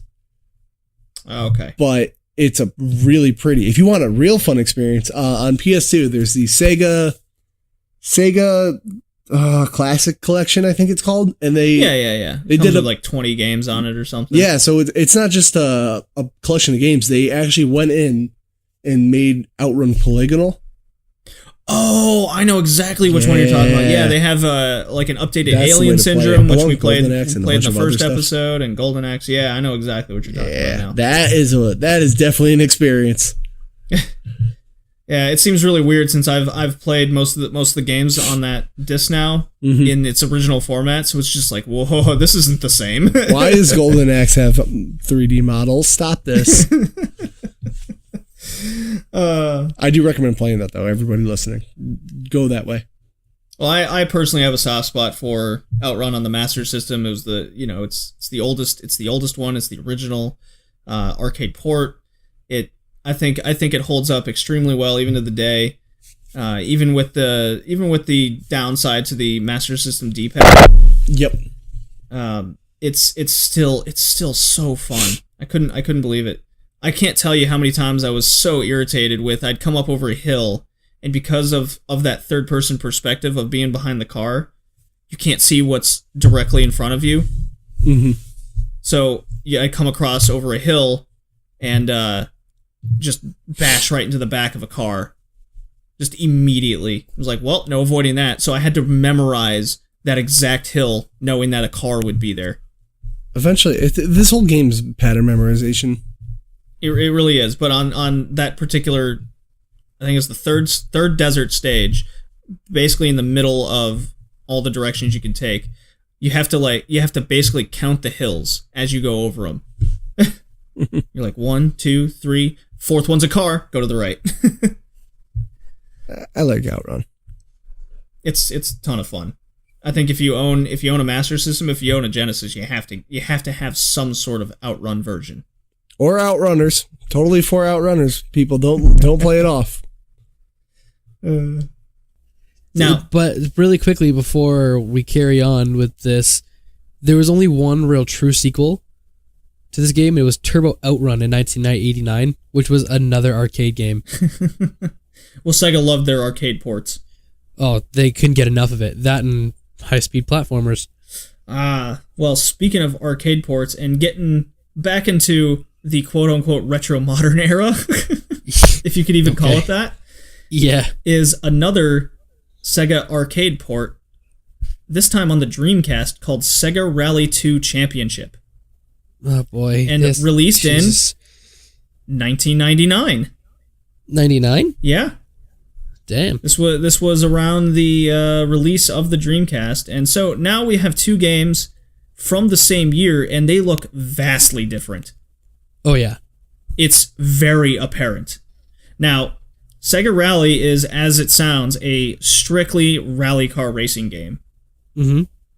And the arcade mode has 4 courses and is fucking ridiculous. Dude, I could never win a race.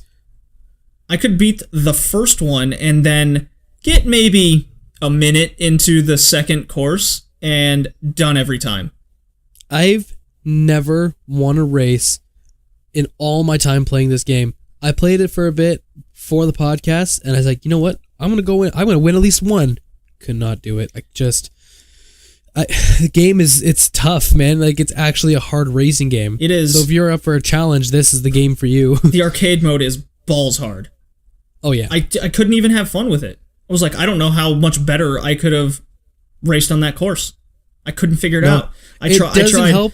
This is a good example of. We didn't mention it in Need for Speed High Stakes, but you could choose between automatic and manual gear shifting. Yeah. Yep. You don't really need to worry about that in the Need for Speed game. In Sega Rally, you really gotta get good at manual shifting.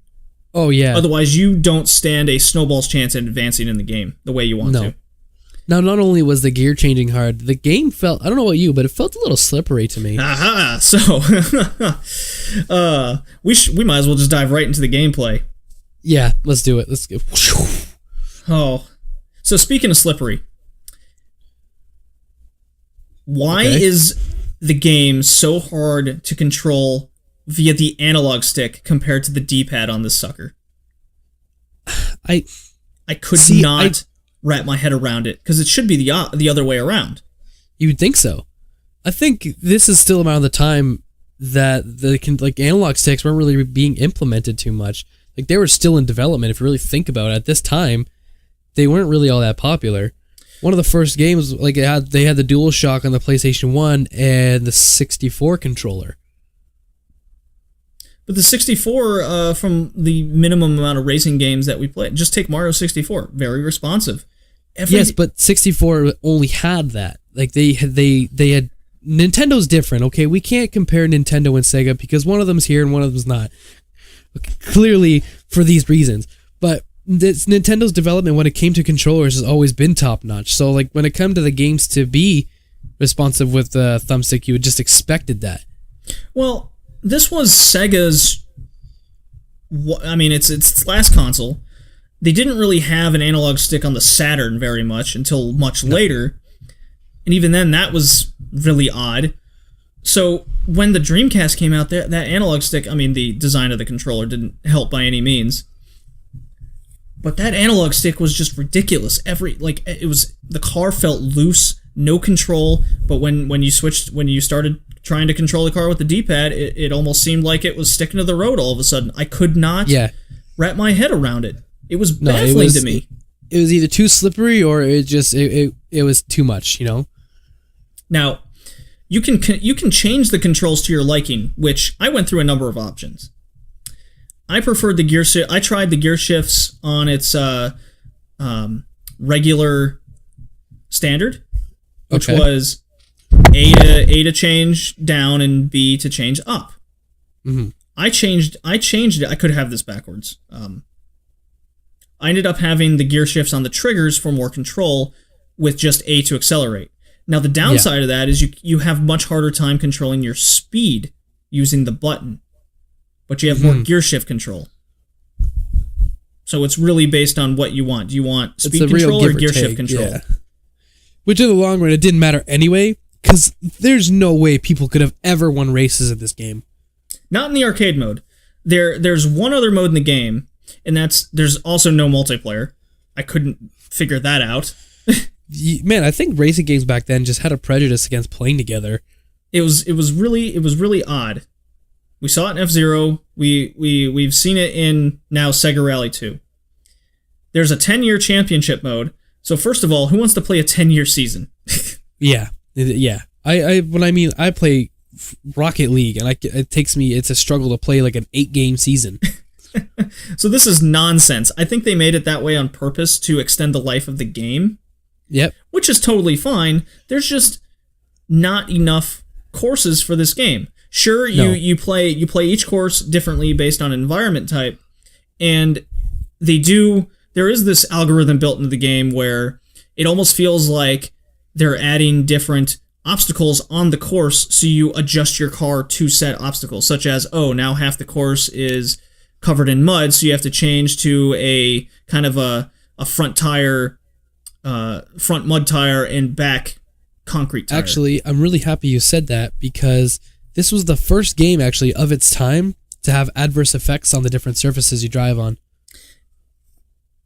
More so than... Sorry, that was the old one. They developed... Sorry, Sega Rally 1 was the first one.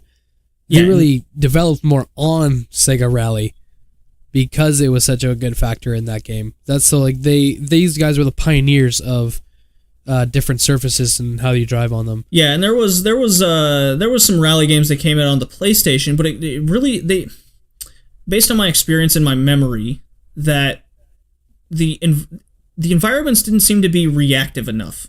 No. Not anything compared to what Sega Rally did, and I did love that about the game. I actually had to kind of analyze the course before I play it and be like, okay, maybe I want, since there's more hills on this course, maybe I want, a tighter gear shift. There's more mud on this course. I might want to change the tire, maybe loosen up the suspension a bit. It was always trial and error on what could work for the rally car.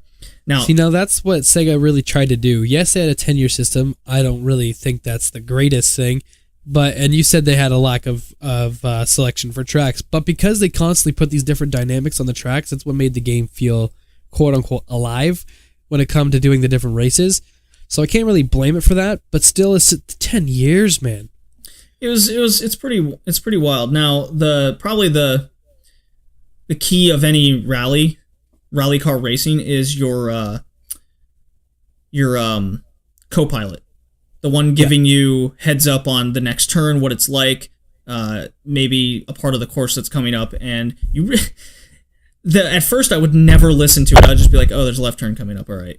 But they're actually telling you exactly the turn that's coming up. Yeah, and it helps you. It's like, hey, right turn hard next, second hard left. So you spin the car out early on the right, and then you hit the hard brake so you can flip the car left. That felt really cool when I finally was able to start doing that right. But man, it took a long time and a lot of practice just to get any semi decent at the game. See, it's things like that when I was younger playing these racing games that really turned me off of it. I didn't want to take the time into a racing game to learn how to do these turns perfectly. Yeah, so I could definitely see why a game like this could deter a non-racing fan.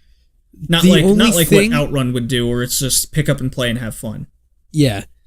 The thing that I really liked about this game, though, was there was a lot of detail put into the scenery for such an old game.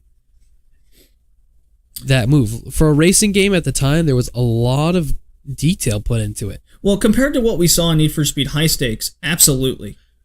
Yeah, and exactly. The frame rate never... I didn't really see a frame rate drop. Not really. And the environments always seemed to be loaded. They weren't popping up on the screen. Yeah, so that was really cool. So, Sega Rally. How much did you rage play in this game, Kevin? Hate this game. I don't like this game. It doesn't help it. The second I turned it on, I knew that I was going to hate it because the graphics are... And I know graphics don't mean everything, but it's just so drab looking. Like, I don't know, this game just doesn't feel very welcoming and inviting. Especially if you've ever played something like Dirt beforehand, where there's color everywhere. And there's like a lot of bloom lighting. Sega Rally just isn't... To me, it's just not fun. This is not the best racing game. And Sega is known for good racing games, especially if you've been in an arcade or if you ever played like Daytona USA. So like, I get into all these different Sega racing games that come to mind, and then like Sega Rally hits, and I was just like, it's too sensitive, like you said. the Dreamcast controller really doesn't help, like, at all. I don't like using that controller for this game. Actually, through a couple... I actually went back and started using my fighting controller for the game. Yeah, I was gonna say, it was easier. My buddy's got a couple controller adapters, and I ended up playing it with a PS2 controller. Helped a little bit, but I don't think Sega knows how to make a rally racer.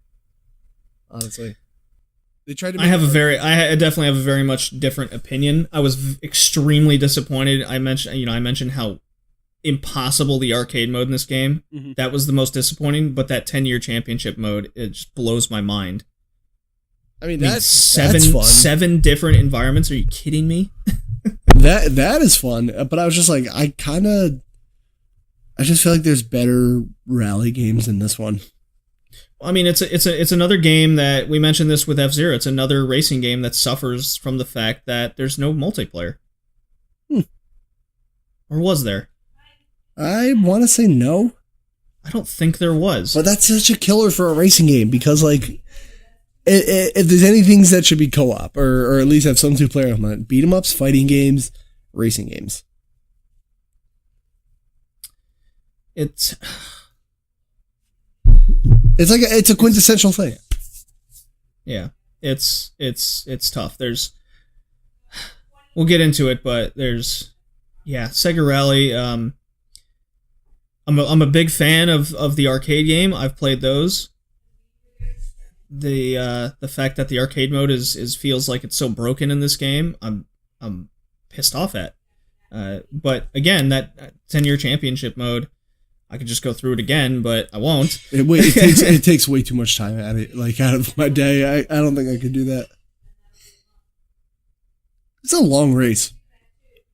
Yeah, they are not short courses. They're just they're quote unquote 2 laps, and you're just on it. And I would lose my patience before one race was over. The idea was good. I'd rather Sega stick to arcadey racers than trying to emulate real life. Well, it's funny how you mentioned the graphics again. You had the same opinion with Need for Speed High Stakes. Both these games were released in '99. It's like something around that era. You just wanted the next thing. I think it's because we were so close. I was just like, I could see it popping up. I'm just like, just do it. You're right there. Make better polygons. And then the PS2 happened. What you were saying in Need for Speed, I couldn't really picture what you're talking about, but in terms of what Sega Rally 2 Championship was doing, it's almost like it was a bit blurry. It's just, it was a lot more obvious on the Dreamcast because the Dreamcast was that next console, but it seemed like this game was just a straight up port of the arcade version, and the arcade version was a few years behind. How was the arcade version received? Do you have like any? I never played Sega Rally 2 arcade game. I only played the first one. I can't imagine this being an arcade game, it's just too simulation, you know? The way it looks. Well, try that arcade mode some more, and then you'll be like, yeah, it's going to take my money. Yeah, well, that's true. It's the only way I'm going to play this game. All right. Well, we have seen a pattern here with the prices of these games, and that the fact that racing games are cheap. And it should stay that way. And it should stay that way. They're common carts. They're cheap. Nothing is really breaking that $10 range, which is fantastic. But god damn, this game's just way too hard. Yeah, no, game is way too hard. If you enjoy a challenge, Sega Rally 2. If you want to just play a racing game, stay very far away. Don't even poke it on Facebook. Just get out of there. Oh boy. Well, speaking of another hard game, but with a good purpose, is our next title. Yeah. And that's Super Monaco Grand Prix on the Sega Genesis. Mm-hmm. Another beloved Sega arcade port. Yeah, Sega seems really obsessed with speed, doesn't it? Blast processing, man. Blast processing, that's it. Now, I will say that this game sure seemed like it had blast processing. Yeah, it was cool because how quickly it went. But in the racing, I kept getting too distracted because there was so much going on the screen because it was there's a lot going on. There was, because you had the rear view mirror, right? This was the first older game with the rear view mirror, so that was already interesting. But now it's distracting because you're seeing shit backwards on the top of the screen at all times. you're trying to pay attention to the road in front of you while there's so much numbers and a mini map on your screen. It was just, there was way too much on the screen. Yeah. So for those that are not familiar with Super Monaco Grand Prix, it was released in 1990 on the Genesis for Mega Drive, and this game was insanely popular for the system. I think it's just F1, but it was before NASCAR was really getting big. This game sold off the charts in Europe. Oh, it was just ridiculous. On the fact that it was Formula One. Yeah. And just to compare it to F-Zero, it came out the same year. And you can really see the similarities between how the environment reacts and the tight controls, even from the third person behind the car perspective. It's not as behind the trunk perspective that Outrun is. Yep. But what this game does that F-Zero did not is F-Zero, you see the whole car. In this one, you're pretty much in the car. Yeah, which was cool because there was, cockpit view is always really interesting, but in all the racing games that we played, there wasn't really one that had. There wasn't really one that had a cockpit view. Well, Sega Rally 2 and High Stakes. You could go into views, but go into it, but it's not based off of it. Like in Super Monaco GP, that was it. Yeah, it almost felt like you should or could play the game in that view. While in Sega Rally, for example, if you get in that first person view, you can't really see the reaction of the car because you're not actually feeling it. In what they did in Monaco GP here is it felt like you were in control of the car. Because you could see the front wheels turn, you had your rear view mirror, so you can kind of see how your car's reacting in the back. It's just it blows my mind for the fact that these games are both produced by Sega, but 5-6 years difference.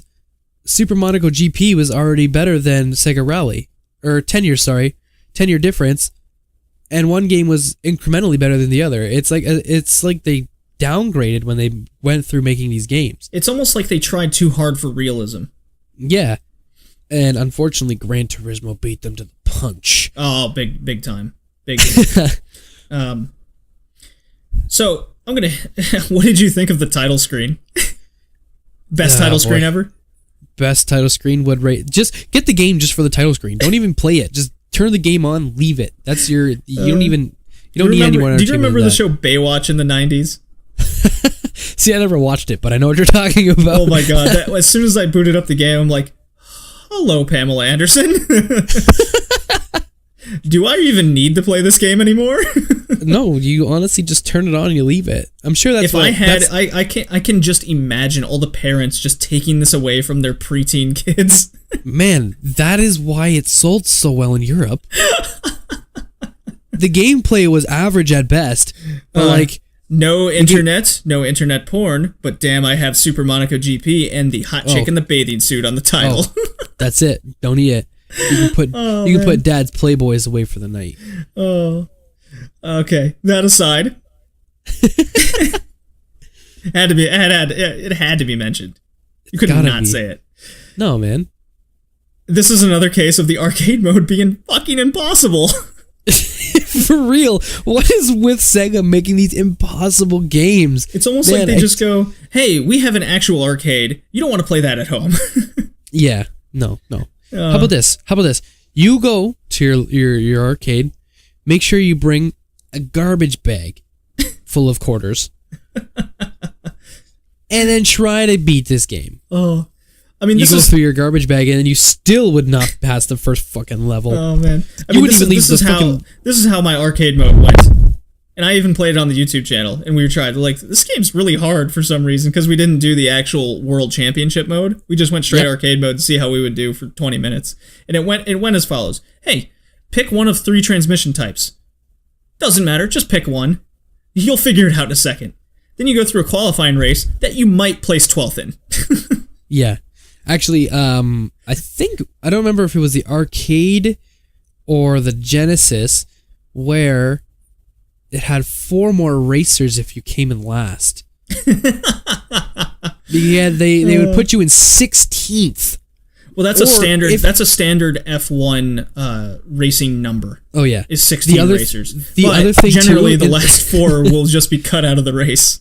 Oh yeah, but actually, that was one of the things in the arcade game, like the actual arcade, like the box. If you didn't make qualifiers, you just lost. You game over. Put another quarter in. That feels like about as accomplishing as this arcade mode is in this game. I mean, it's impossible. Yeah. I couldn't. When you race it, you're just like, I'm just gonna kill the driver in the end because you're gonna have to force the car just into these turns, and you'll just end up God, the animation of the crash is insane. You're like, he's dead. Oh yeah. Dude, you take those turns at a force of Mach 3. Like, what do you expect the driver to do, man? Not only is it Formula 1, so they're already tight controls as it is, but, like, we're talking 1989 here, dude.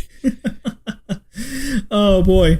Now, I do want to delve into how cool the World Championship mode in this game, which is the main part of Super Monaco GP. Surprisingly, it played kind of like a story mode.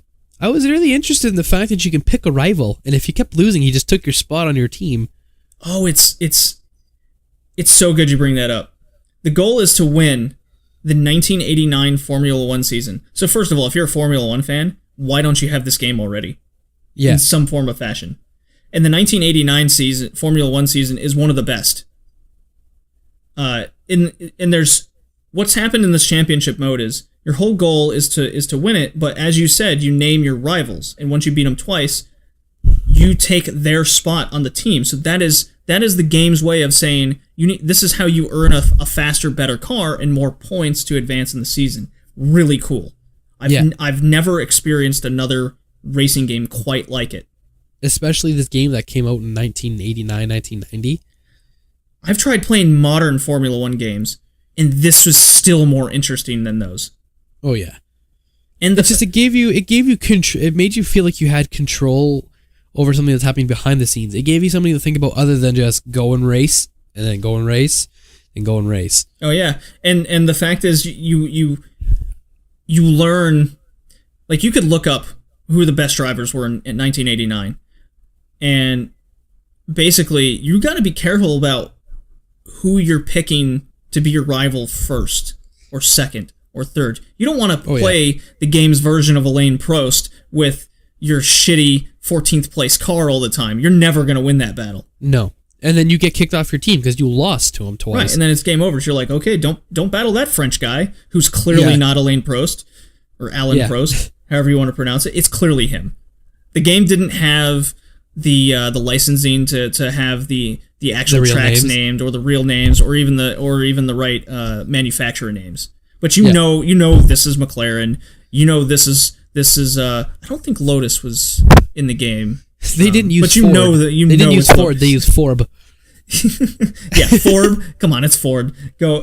Come on. The best thing is, so you're basically trying to beat Prost. That is your goal, is to beat him. And when the second season starts, you battle who is a really impossible Brazilian guy. Now, not only was the game hard as it is, and you're meant to lose this by all accounts, and you know this is Ayrton Senna. Ayrton Senna was the winner of the 1990 Formula 1 season and should have been the 1989 winner, because those two were neck and neck in the standings at the time. So it's almost like they predicted he was going to win the 90 season, which he ended up doing. So you lose to Senna, you lose your spot on the team, he takes it, so your whole objective into the second season of this championship mode is to solely beat Ayrton Senna.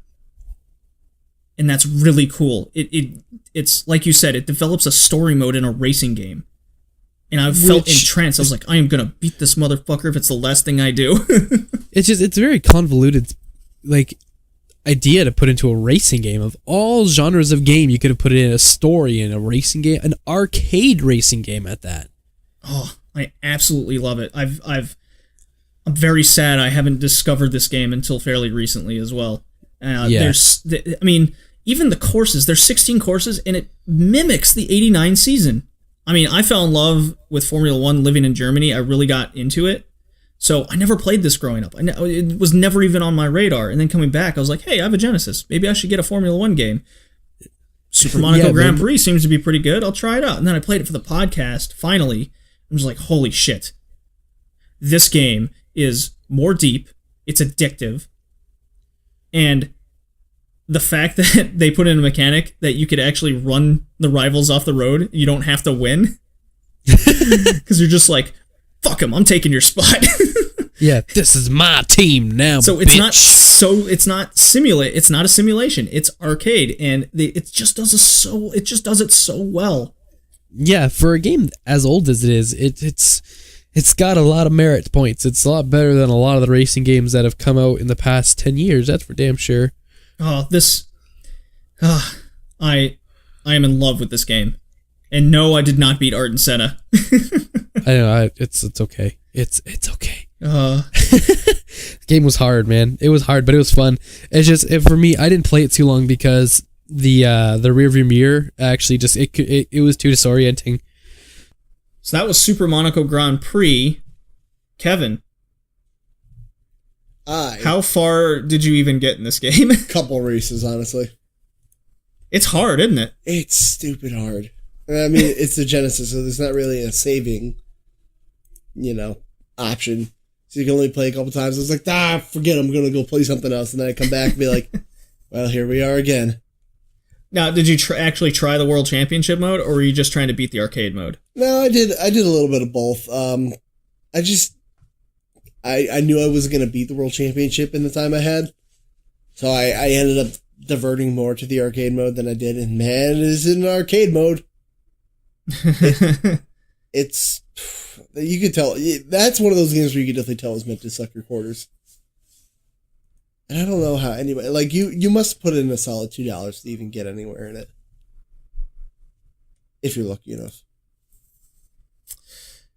It's true. I mean, this game was clearly meant to highlight the World Championship mode, not be the arcade game.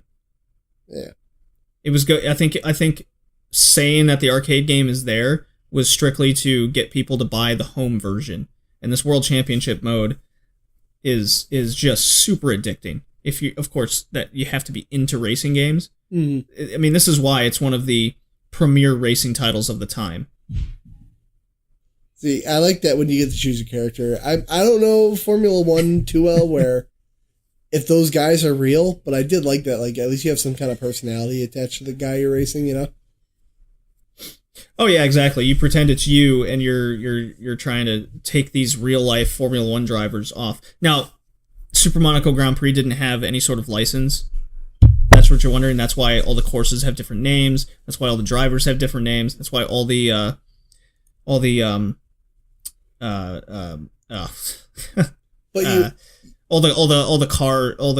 car makers have different names. But you have those two guys in there that somehow allowed themselves to be in it, I guess. No. Their names aren't there, but you know it's them. Oh. Because they're for this team name that looks like McLaren. It's a French dude, and he's always in first place. Come on, that's Alain Prost all day.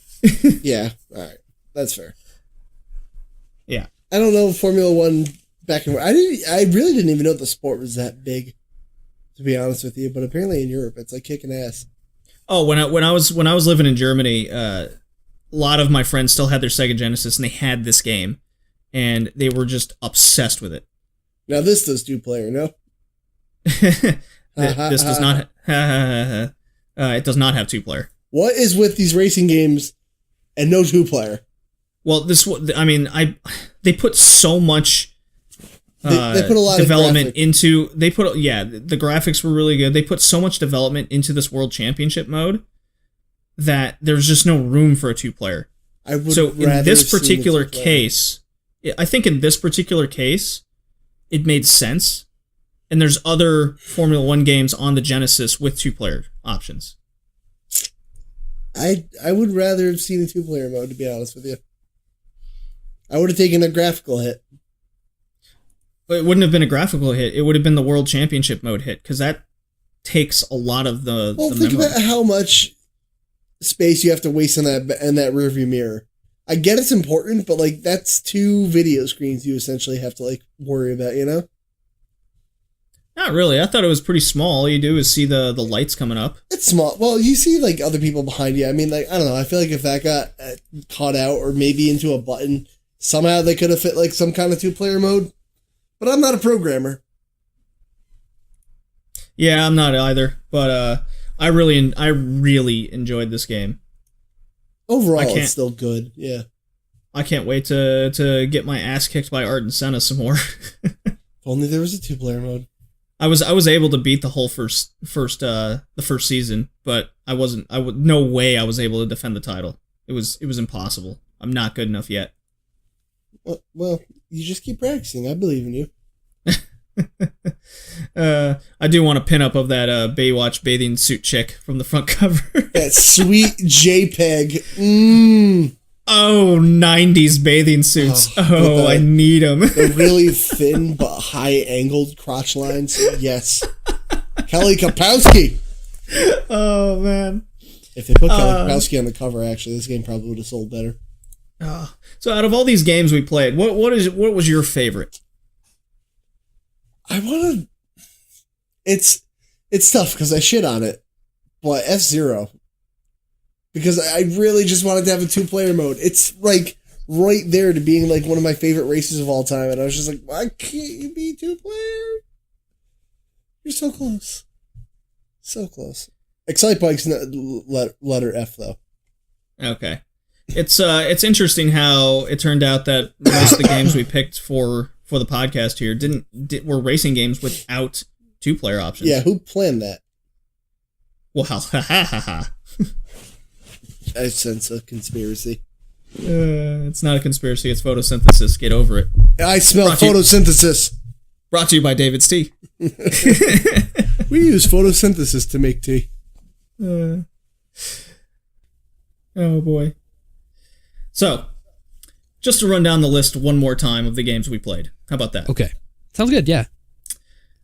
We played F-Zero, Super Nintendo, Excite Bike, Nintendo, Need for Speed High Stakes, PlayStation, okay, Outrun, Sega Master System, and everything else. Yeah, Sega. Sega Rally 2 Championship, Dreamcast, and Super Monaco Grand Prix, or Grand Prix, on the Sega Genesis. Which one? Three Segas, 2 Nintendos, and a PlayStation. It's a good little mix we had going on there. Yeah, and all different systems they originally came out on. Exactly. Well, other than the arcade ones. Good variety of games we ended up choosing. You think this variety is good? Wait till you see the next one. Oh boy, we got conversations about that one. So what was your favorite? My favorite, straight up, F-Zero. F-Zero brings me back, man. I love Captain Falcon like as a character, so F-Zero already automatically was like bang. So, sorry, go ahead. Before playing Monaco Grand Prix, I would have chosen F-Zero. Yeah. Monaco Grand Prix was the last one I played for the podcast, and I ended up playing it the most. Monaco, don't get me wrong, just because I had some problems with the game, like own little personal issues with the game, doesn't mean I didn't enjoy it. It was really fun. It's just F-Zero hands down, only because it not only does it bring back a lot of memories of constantly racing and losing to my cousin, it was, and by that I mean like we would take turns and whatever. But like it was just like I don't know. I liked F-Zero a little better. It's space and No, that's Nintendo. Fair. Now, we did have some honorable mentions of some. You wanted to bring up some of these ridiculous. A couple in particular. You tried to pick them for the podcast, and I went, "Can we play better games?" The first one we were obviously the first one, and it's one of the older ones, is Pole Position. What did it come out on? The Atari. And what was the issue with that game? The issue was it gives JD headaches. It's like, if I didn't have epilepsy, the game would have definitely given it to me. Oh, easy. Without a problem. It's the amount of flashing. God. Yeah, I was like, no, we're going to have to choose a different game. There will be nothing to talk about. We can't. Well, did you like pole position? Yeah, it was great. I went straight. Oh, cool. Did you win? No. No, I ended up puking though. How about that? Oh yeah, that's easy. And then there was one you tried to get onto the podcast, but it didn't qualify. It sucks. Okay, so as you guys know, the game needs to be at least 15 years old for us to pick it. This game is like 13, 12 years old.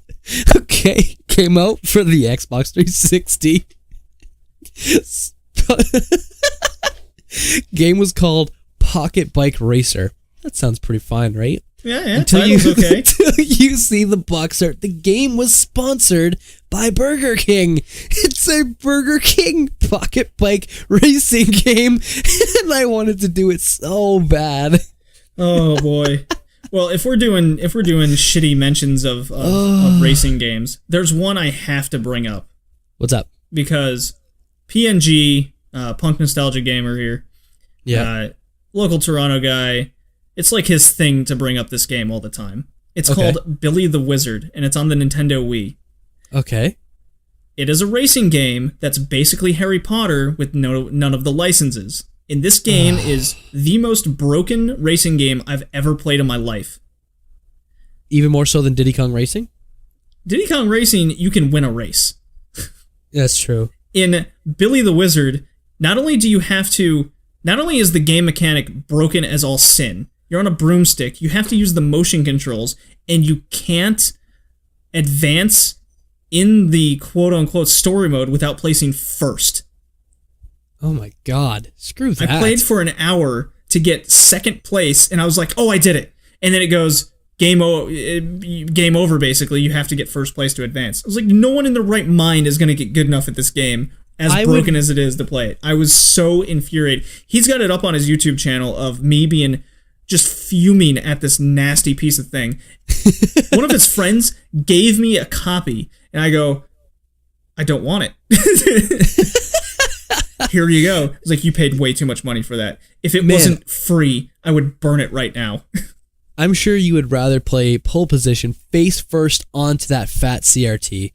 I think I would prefer getting a headache and puking than playing Billy the Wizard again. Although it will be played on the YouTube channel at some point down the line. I just can't. This was months ago that I played this, and I'm still irritated by it.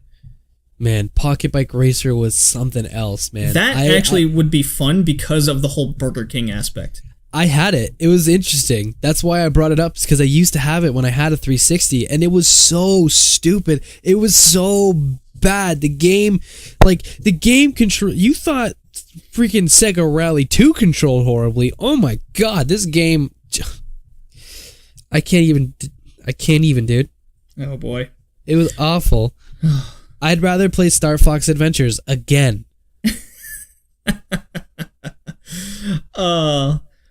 Well, I think that does it for our main theme here. Yeah, we covered our 6.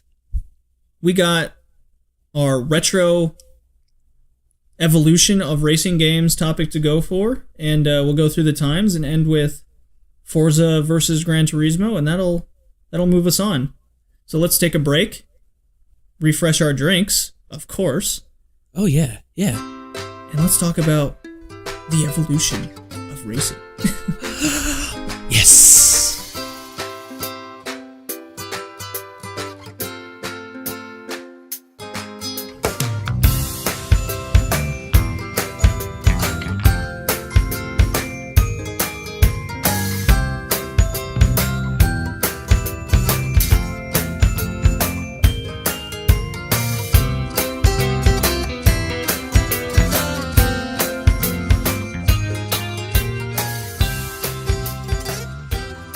Welcome back, Josh. Welcome back, audience. It's good to be back. You know how it is. Well, this has been a rough recording session for the podcast, but nonetheless, we're getting this done. I do have news in between the sections that I have to mention. Oh, what's up? It is relevant to the podcast. Recently, a rally racing game came out on the PlayStation Virtual Reality. Oh shit! Not another rally game. But this is made by the Dirt series, actually. Okay. So Dirt Rally came out a few years ago on the PS4, a couple years ago. It was kind of a launch title, and Since then, apparently the company, I didn't even know about this until the day it was released. Mm-hmm. They'd been kind of refining the game and creating the entire game in VR. So think a Project Cars level or Drive Club VR, but an actual good game. Oh, shit. And it's actually been getting good reviews. And I ordered it. Okay. I ordered the physical copy because here in Canada the game prices are ridiculous, and it was actually cheaper for me to order the physical copy than to get the digital one. Strange, but okay. Yep. And then it's a $10 DLC to get the whole game in VR. Wow. So that's actually, I mean, that's not a bad deal. I mean, it'll come out to a $50 game, which is fine, because in Canada things would be like $80 to $90 upon release. Yeah, $30 cheaper than a normal game. Yeah. So I'm excited. I'm taking the risk on getting it. I want a racing game, and what sold me was with the VR, there's a co-op option. So another person, rally drivers generally have the co-pilot. Yeah. Well, the second player is the co-pilot. He's, from what I see, you're doing kind of a rhythm-based game, so you can tell the person with VR on the screen which one's correct, what turn is correctly coming up. Oh, damn.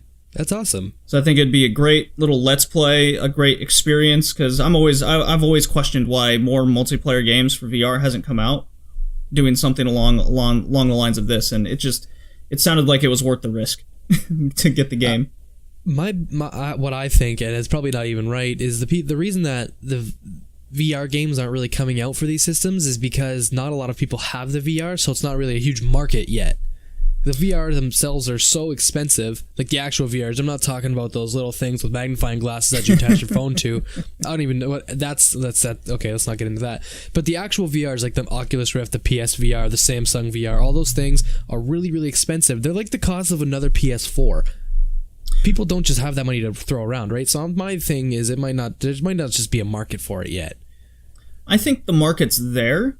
It's the fact that people... I think there's a misconception with what was expected to come out.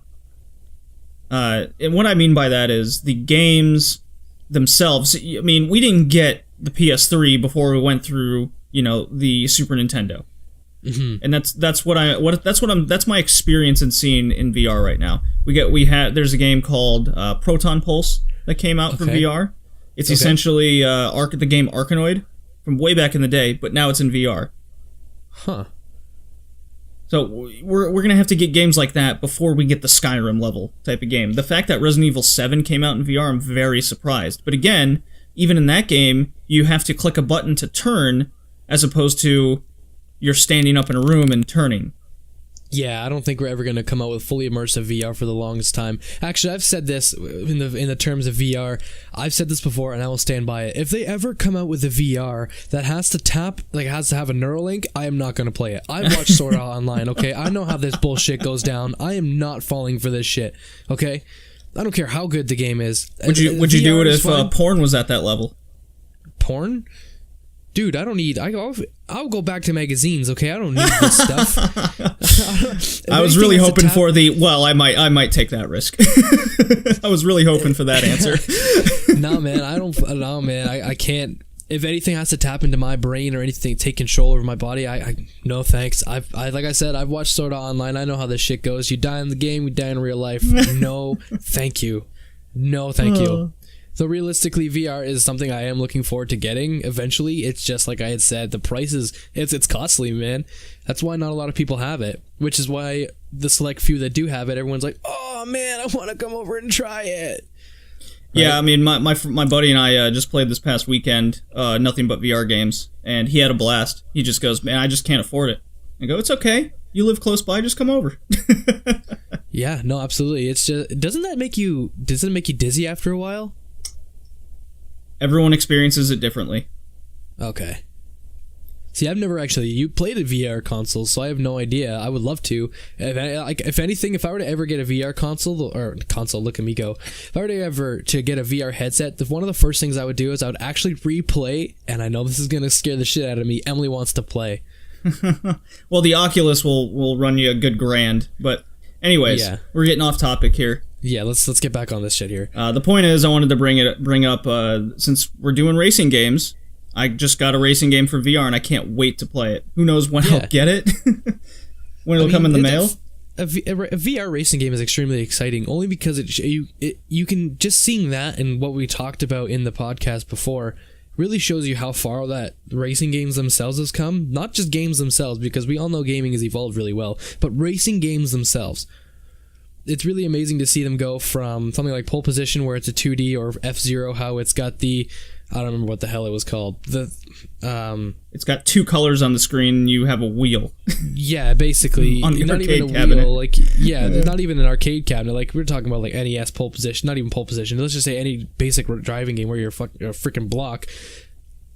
To where we are now, where basically we're in this car, and I mean, I don't know. It's an incredible thing to think about. Well, that's a good segue into our evolution of how these racing games have evolved up from the arcade cabinets till CD based consoles came out. So that this conversation you and I, Josh, that we're gonna have here is gonna go from basically the early '80s till about 1999, and then Kevin and I will continue that conversation from how everything evolved, like took a massive increase in evolution through racing games from 2000 up until the modern day that we're experiencing. Yeah. Oh, okay. Let's do it. Good little segue. So, like we said, that's just what I do. Yeah. Like we said, a lot of in the early '80s, a lot of the games were on arcade cabinets only, and it was simply you had a pedal and a wheel. The pedal you'd step down to go, and then the wheel you would turn the car. And they varied from a top-down perspective on a track that we would see in the early Formula 1 games, to, like you said, with a game like Pole Position, or even a game like Pit Stop. If I'm not mistaken, Pit Stop and Pole Position were kind of putting you in the car itself, and you're driving along the course. Mm-hmm. And no, it wasn't just... Oh, you wanted to... Go on. No, I mean, it's just, like I said before, it's just really interesting to see the fact that it's really... The perspective of the top down is really interesting, because you can see the whole track, so it's not as reactive. But the moment they took it third-person perspective, is when you could tell that racing games are really about to start changing, even all the way back to the Super Nintendo, like I had said with F-Zero. When they put it down to the third-person perspective, they started to make the game more immersive and make it feel more like a racing, or in the... in terms of most arcade games, driving games. And it felt a lot faster. Yeah, because if you look top down, you don't have any inclination in your speed. All you know is I've got to get from point A to point B, and that's it. When you're top down and you see your map and you see where you're going, but you can see the area around you. Well, it's funny you mentioned that, because I mentioned Pole Position. But the problem back then was they were limited. Yeah. The colors were limited. You didn't have that sense of speed. The real speed started coming out when the home console started coming out with the Master System and the Nintendo. And we just played a game for the podcast, Outrun, which is a great example of you're really getting that sense of speed. Mm-hmm. Also, around that time, because you were getting in the car, people wanted that car experience. So you got a lot of the supercars. Formula 1 games, indie games. Outrun had the crazy Ferrari you were driving in. Even a game like Hang On, where you were on essentially a MotoGP. So getting players and people that sense of speed seemed to be, just in my opinion, what companies thought we wanted, and it was very successful. Well, I mean, other than seeing the development of racing throughout the games, it's really interesting to see how the cars were starting to come about. Go on. I mean, it's from going from like an 8-bit Formula 1 racer to seeing, like we had said in Gran Turismo, these intricate cars that were designed inside and outside, and oh my gosh, I'm losing my train of thought here. I apologize. Just seeing the evolution of the cars is incredible, because you can tell that they're focusing more on the cars themselves and, like you said, the supercars instead of just the racing, because in the long run the racing is going to be the same, but the cars are really what's going to make the game, right? You're right, and we did see that evolution from the cartridge consoles to the CD-based consoles. Mm-hmm. In the case of, let's just take the Sega Genesis and the Super Nintendo, for example. Yeah. Because the Master System and Nintendo were finally, they had their limitations. But moving to those 16-bit consoles, we definitely saw an increase in color palettes. Music was added to the game on a familiar basis.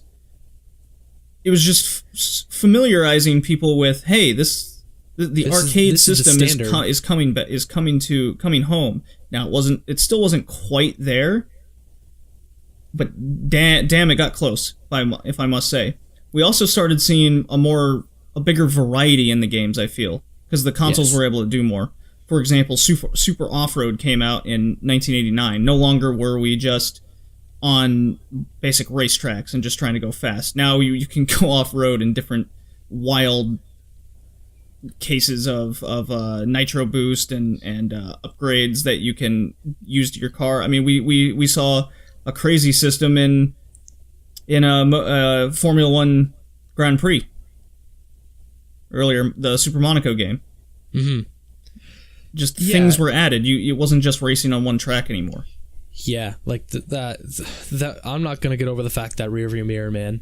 That rearview mirror was disorienting. But no, as you were saying, they're definitely, when the arcade was starting to come home, they were starting to set the bar very, very slowly. And I keep bringing up F-Zero because it made 3D racing become actually a thing. So you've seen, like you had said, the colors were developing, the cars were developing, or if F-Zero's case, the pods or whatever the heck they're called. But you could see that the cars and the colors and everything was evolving, slowly setting the bar, like I said.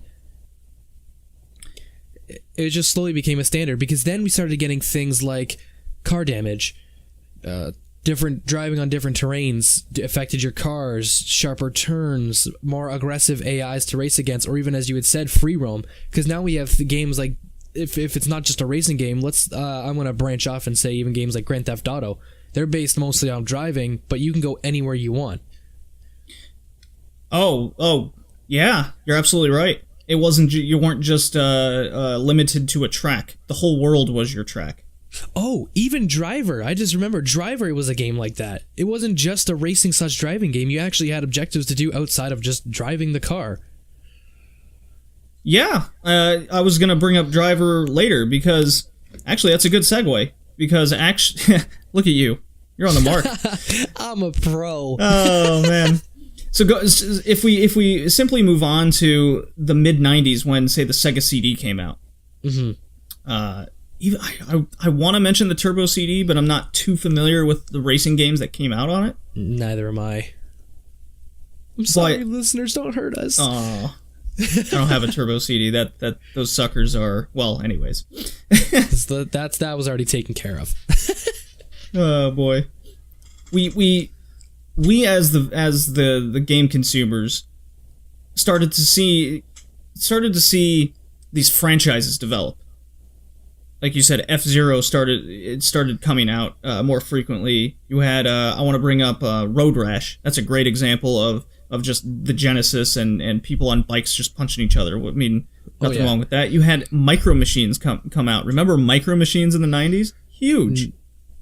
I can honestly say I don't. Oh, you don't remember Micro Machines? No, They were little collectible cars that you would get, and you'd put them on kind of this Nerf track. See, I had Hot Wheels. That was my introduction to cars. Were Hot Wheels. Okay, Hot Wheels, similar thing. Were the same really thing, which got so popular not only because cars were such a huge thing in North America and I'm sure all around the world, but it really attributed to the popularity of racing games, because there would be some Hot Wheels that you would get a not a cheat code for, but a certain thing to go onto a computer and play these online computer games, and you could drive with these Hot Wheel cars you just got. Oh my! Well, I remember my Micro. I had both. To be honest, I had never heard of the first one. Oh, we might. You know what? I think on the next racing one I'm gonna have to recommend a Micro Machines game. Oh damn it! Because we will be doing another one with more variety. But anyways, yeah. Who knows when that will happen? We got many other topics. So I talked about franchises coming out. Then you had the Polygon powerhouse systems come out. I like to reference the PlayStation in particular. Yeah. This is where I think racing games really took a turn. A sharp left in the industry, if you will. Oh, a good hairpin, you might say, in raising sales. Oh. Oh, we're on a roll, man. Oh, on a roll. Oh, it just never stops. All right, let's park the puns and let's go. All right, taking a pit stop here. This is where I feel everything took a Cruisin' USA comes out for the 64. Mm-hmm. Ridge Racer comes out for the PlayStation. Need for Speed series starts. Then the late 90s Gran Turismo happened. We know where that went. Sega Rally comes out for the Sega Saturn. Ugh. Driver for the PlayStation comes out. You even had the top-down Grand Theft Auto. It wasn't popular until 3, but it did exist. Mm-hmm. Destruction Derby, Wipeout. Wipeout was basically a ripoff of the F-Zero franchise. Destruction Derby Wave Race. I remember playing Destruction Derby with my dad all the time. That game was super fun, and that also introduced me to Burnout. Oh yeah, I mean that's I believe that's were they made by the same company? Maybe. I believe it was Microsoft. I can't quite remember. Still, that was a little bit later. Yeah, that was later. But you see what happened. We at first we just had, hey, you're in a Formula 1 car. Hey, you're gonna be racing on this track. Then the original F-Zero came out. We can't not mention Mario Kart coming out. And then once Kart, as we said, is something totally different. It is totally different, but it is racing. It is still racing in essence, yes. Then as soon as the CD-based consoles came out, all of a sudden we got hit with a million different racing games of all kinds. Because finally, I guess the consoles were capable of rendering all the things that were needed back then. Wave Race is a great example. Now you have to race on water. That's even when NASCAR was really starting to come out too on the PlayStation. Well, Daytona USA did come out in '93, I believe, but I believe that was on the Sega CD. I could be mistaken. I'm not quite sure. I'm not a big fan of NASCAR. Ha ha ha ha ha. But it's just crazy to think about that. All of a sudden, what started out as, oh, I'm just gonna race a car, then quickly developed it felt like you were owning the cars. At least that's what I felt like. I felt like I was a part of it. It's almost like the cars became your favorite character in a video game. Yeah, absolutely. I mean, aside from the attributes that made certain cars better than others, but even still, when games like that make you feel like the car is actually important instead of just going into a race, that's when you could really get players really involved into a racing game. Yeah, and you never really felt that way up in before that. I mean, we had F-Zero with the 4 different cars, but I don't know, it felt like if there were more options, maybe you could have grown more attached to one specific car, and I think we definitely got that in the later F-Zero games. You're right, and I'm only going to disagree with you in one sense. The lack of cars that we had back then, if they would have been more variety, it would have made the gameplay suffer, obviously, because, technological incapabilities. But you're talking about limitations if they added them. Okay. Yes, but however, it also, with the small amount of cars, had players really enamored with what was available. So when more became available, they thought, oh my god, there's something better than my favorite car already? And then they would get hooked on that. So the fact that there was so little, when it started to grow and grow and grow, the player felt also a sense of growth within the game, instead of just coming halfway through the Forza or the Gran Turismo series like we had spoken about. You don't feel like you're just thrown into the game. You feel like you're growing with the game from 4 to 24 to 80 to stuff like that. You know what I'm saying? Right. Well, in my train of thought during that era, because I remember it specifically, let's take Mario Kart as a great example. We don't care about the cars. We care about the characters. Yeah. I want to be Yoshi. I want to be Mario. They just happen to be in a car. Even in a game like Road Rash, I wasn't thinking, oh, I want to be this particular motorcycle. I want to be this guy who's on the bike, punching or kicking. In Monaco Grand Prix, the game we played, I didn't really care about the car as much as I want to be on this team or beat this driver. Yeah. It wasn't the car itself until Need for Speed and the Ridge Racer, where it's, hey, this car is good for this track. I want to use that. I'm going to get really good with this car. No longer were characters involved. Yeah, like and it's not really so much characters in the sense that it's a car now. Yeah, it was giving more personality to the car instead of the person in the car. Because the person in the car was now supposed to be you. Yeah. Which is great, because that's, as I've said before, customization to, instead of a character, you see your car changing. Which is what a lot of people, like for instance, like in RPGs, when you see changes with your characters or your cars in the sense, you grow more attached to the game, more attached to the car, and as you become, What were some of the racing games you did play in the 90s? That wasn't a Mario Kart game. Well, I didn't really play Mario Kart until I was in later grade schools because I didn't have Mario Kart for 64 or a Wii. So I had played some of NASCAR for the PlayStation 1. I can't remember which one it was. I remember playing Diddy Kong Racing. Okay. That was really fun. Surprised that didn't make the list, I guess. Let's see, what else did I play? I didn't really play too much racing games. Did you play San Francisco Rush? No, I did not. Oh, see, that was very popular where I grew up. Everyone that had a Nintendo 64 had San Francisco Rush. See, when I was growing up playing video games, I was like how I am today, really. I was really into the RPGs, the action-adventure games, the stealth games like Metal Gear or Tom Clancy's Splinter Cell, for example. I was really into those games. I wasn't really too much into racing games because I didn't really care too much about cars at the time. So I was never saying, Mom, let's run to Blockbuster or Rogers Video to get this racing game. Oh my god, it's going to be so awesome. So, well, okay, I did want to bring this up. This is kind of where I was going with this. During the early and mid-90s, this is when game ratings started coming out. Mm-hmm. So now all of a sudden you have to worry. The parents had to worry about what kind of game they wanted to get their kid. Well, in my case, and I wasn't the only one in school who went through this. Let's say Metal Gear Solid or Resident Evil comes out on the PlayStation. Yep. A kid under 14, parents won't get them this game. Yep. It's M-rated. It's gory. It's violent. This isn't for you. What you can get is a racing game. You just name any sort of racing game, and it's totally fine, which is why I got so into the Twisted Metal series.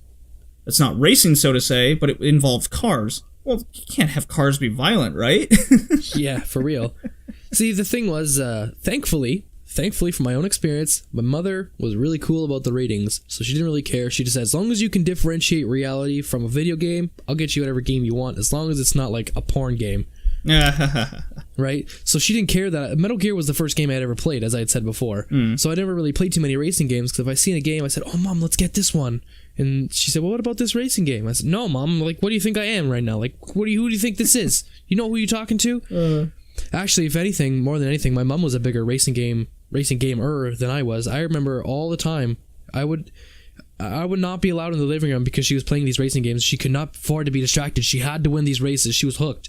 You know, it's funny. My mom was, even my dad, both parents, but since you mentioned your mom, I'll mention mine. She was also really big into racing games. It's the only game she'll play. Even to this day, when she was over for Christmas this last December, we popped in Gran Turismo 5 on the PS3, and we played it for hours together. I think now, is she the best player? No, but she absolutely loves it. She loves crashing the cars. So she's like, this is so realistic. I could never do this in reality. I just didn't think that the people older than us, I know you're a little bit older than I am, but I guess are the next generation above us, their time for video games, I suppose, was really flooded with racing games and like action adventure games, like there's that game Adventure, elevator action stuff like that, right? They had the action adventure games and racing games. That's all they really had. Yeah. And the action my parents were more familiar with arcade and pizza parlors. That too. That's the other thing. The Pac-Man and Galaga, but yeah, racing games always seem to be around, and even to this day, she goes, this is the only game that I know I can just pick up and play because there's a button for go, there's a button for stop, and you turn with a stick. That's it. Yeah, realistically, the games on a very basic, on the surface, racing games are not complicated. You pick your favorite car, you pick the nicest looking car, throw some decals, some paint on it, you drive it, you have fun, you lose a race, you win a race, whatever. Or like as you said, in Mario Kart, you pick your favorite character, you pick a bike, a cart, you carry on with the race, you fall off the side a few times because you realize, oh shit, this game's actually pretty hard. Right? At a very base level, racing games are very simple, very easy to pick up, which makes them very lovable to a lot of people who aren't really into gaming. But then you get more into it and deeper into it, you have to increase your car's acceleration. You have to see how it handles. You have to pick the transmission, stuff like that. Right. So racing games really can appeal to every single type of gamer. It just, when it comes down to it, it's all about preference, if you like racing games or not. I just find it fascinating how, even after all these years, as much as they have changed, the core is still there, and Kevin and I will definitely get into more into that and how that's impacted what we've seen today. Excuse me. All right, Josh. I think that covers our little perspective on retro games. I think we'll definitely have more to say with how modern games change, because I feel like a lot more has changed during the, let's say, 2000 to 2005 era compared to even the 20 years prior. Yeah, the changes were really drastic, so we're going to have to take another section to that. And yeah, that would do it for this one. Thank you, Josh. Kevin and I will take it from here. And I look forward to having you on the next podcast. Any fun? No, any parting words? Why don't you give us your outro? Okay, well, thank you very much for everybody for listening to my ramblings. This podcast so far has been brought to you by Photosynthesis, and I will let you and Kevin take it away.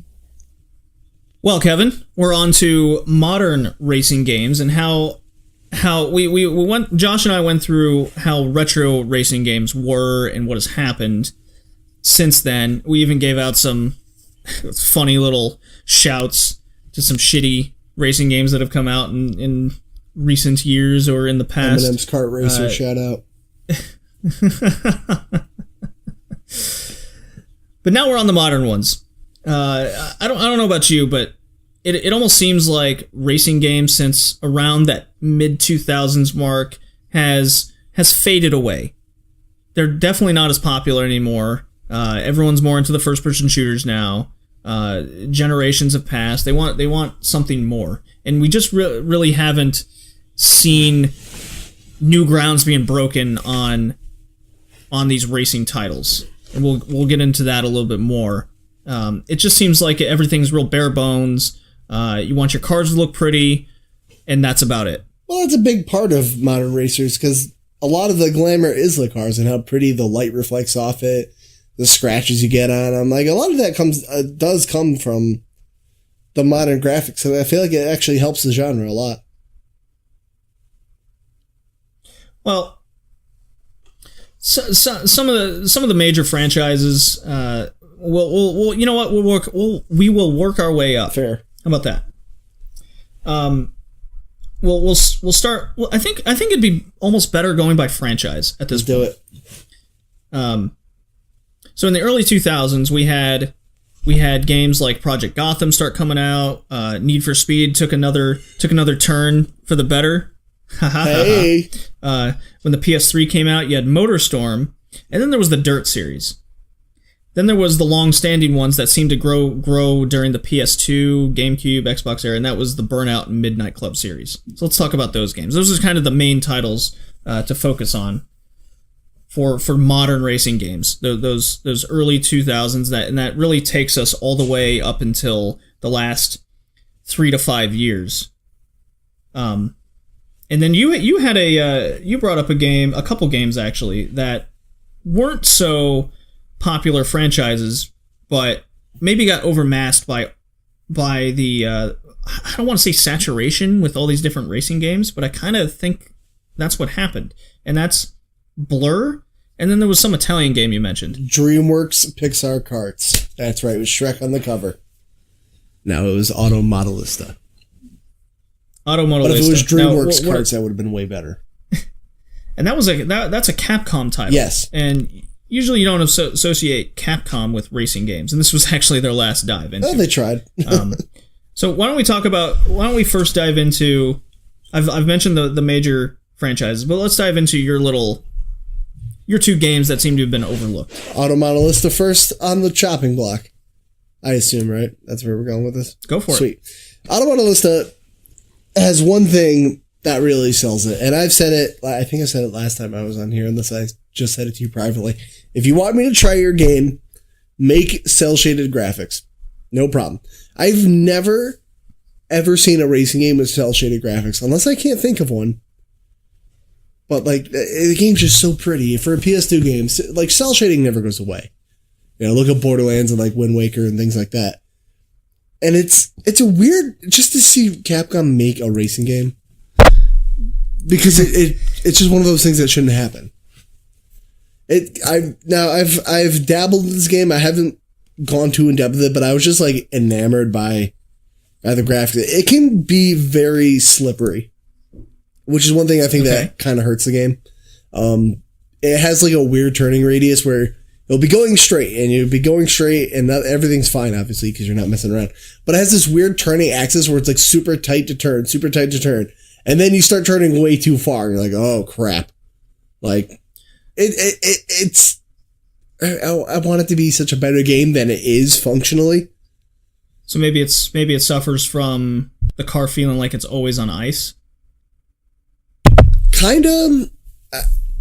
It's Capcom, like, again, this is a company that doesn't make racing games, so I wanna, like, you wanna blame them, be like, I'd never make a racing game again, but it's like, I'm very proud of you for trying, dear.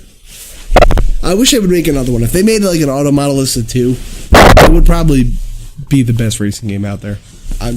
Well, they did make a sequel for the Xbox specifically for North America, and it didn't sell very well. I did a little reading on it, and that was Capcom's very last try in the racing franchise. What was the name of that one?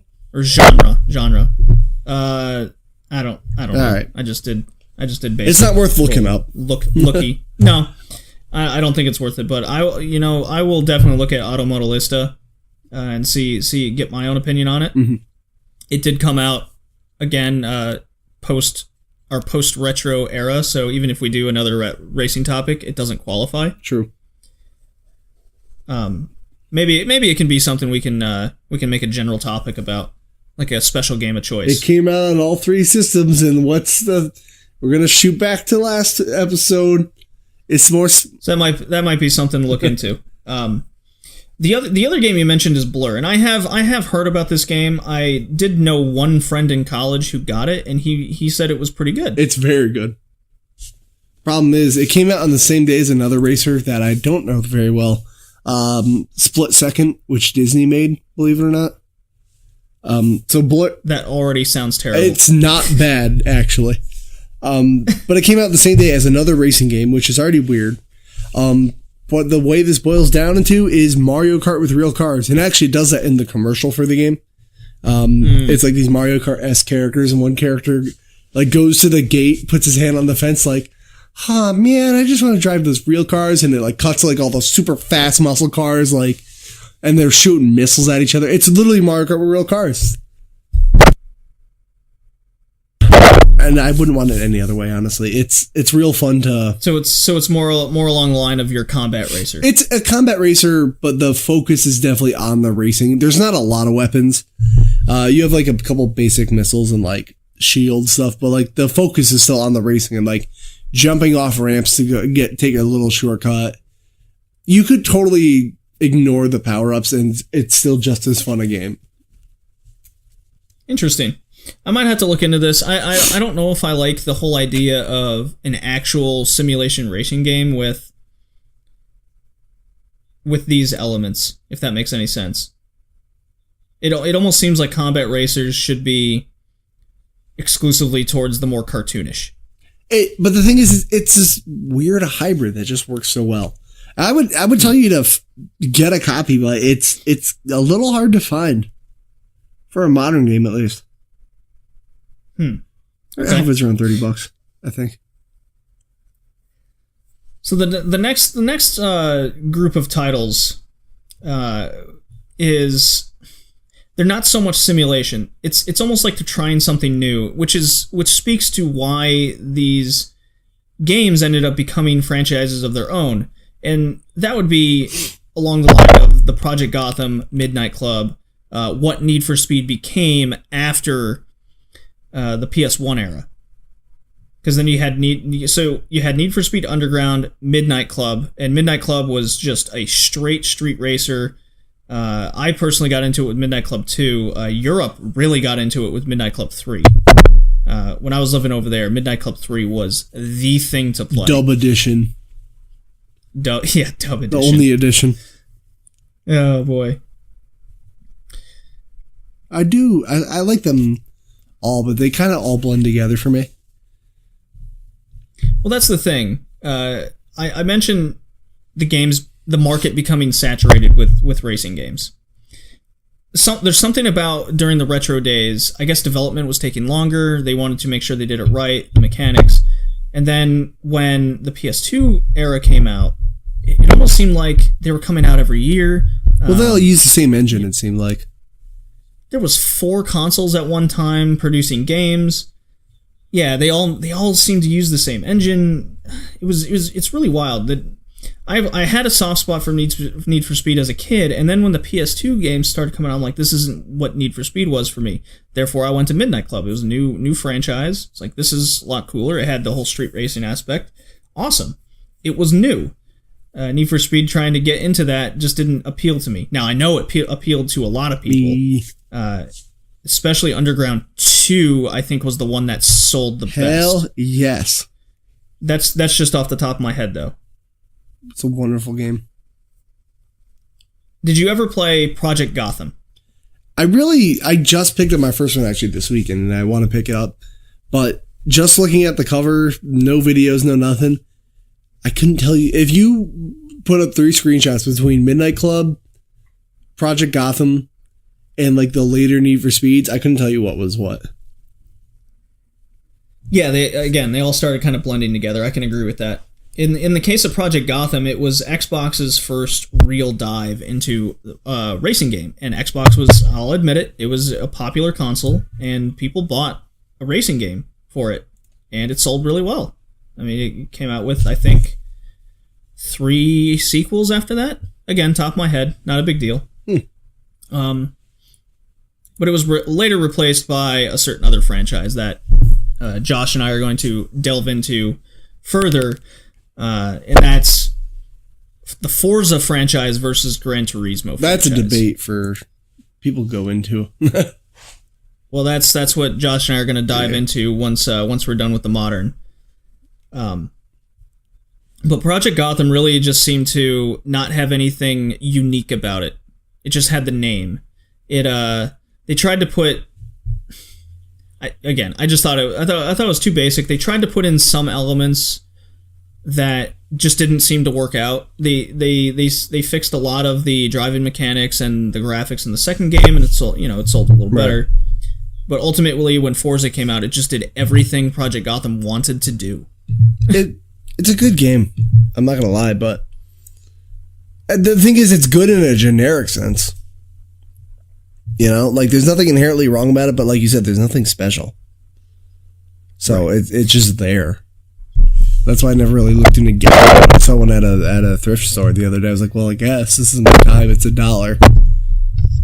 So, I mean, I'm not. And the thing is, you can't say that without everyone thinking like you think the game's shit. But I don't think Project Gotham, especially, just ever shown to me that like I'm worth playing. I'm like, you're just another you know what really did it was like when Fast and the Furious really picked up, which is why I think we saw a bunch of those games. Like everyone was watching those movies and everyone was like pretending they were like street racers. And they probably just capitalized off that movement because like, well, everyone's into street racing now, so that's why we saw like and like a lot of these PS2, Xbox era racing games were like street racing. You know, they had a lot of like underground life kind of whole motif to them. Mm-hmm. Yeah, I mean, we even saw a Need for Speed movie come out at one point. Let's pretend that didn't happen. I can sure pretend. It wasn't bad. It was just terrible.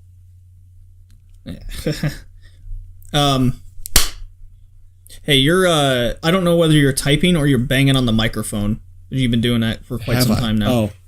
Oh, you know what it is? I'm hitting mute because I'm coughing. I'm trying not to cough into this. Yeah, is that I what's figured that happened? was more pleasant. Sorry. Okay. Yeah, I think it just seems like you're typing all the time. No, I was coughing and I'm hitting the button real quick. Okay. Yeah, sorry. Okay. I'll allow sorry. it. I'm trying not to cough in your face. No, that's cool. It just makes it easier to edit later. Sorry about that. Okay.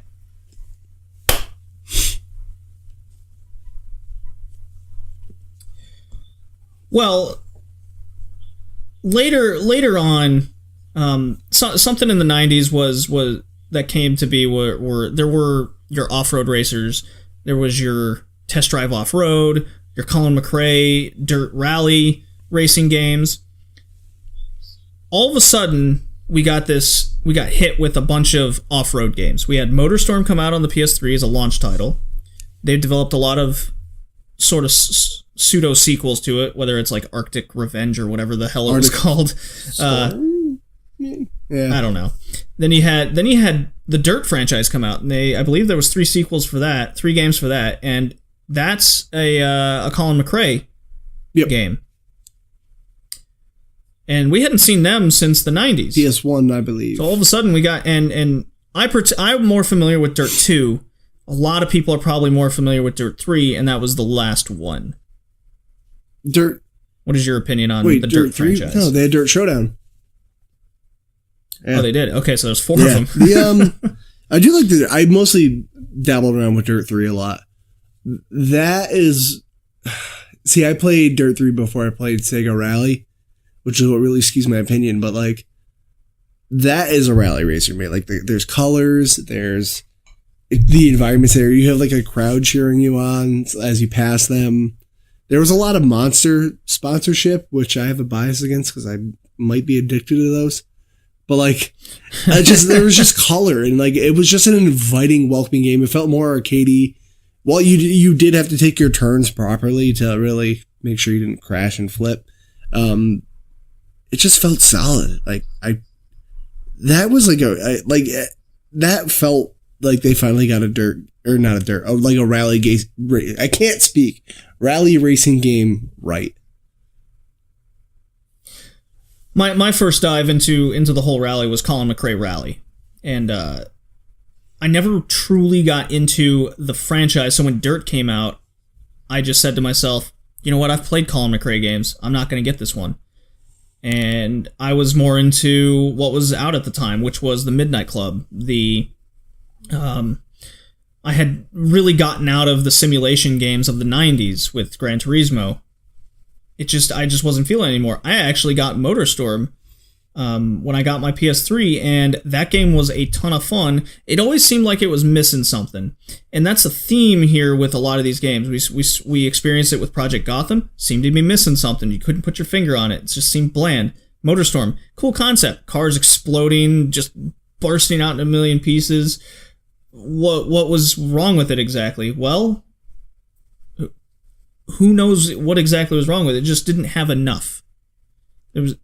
That's what makes or break a racing game without the racing element, is if you get that nagging feeling that something's missing, you're never going to get that. It feels like it's about 70% there. Like, the whole concept is there.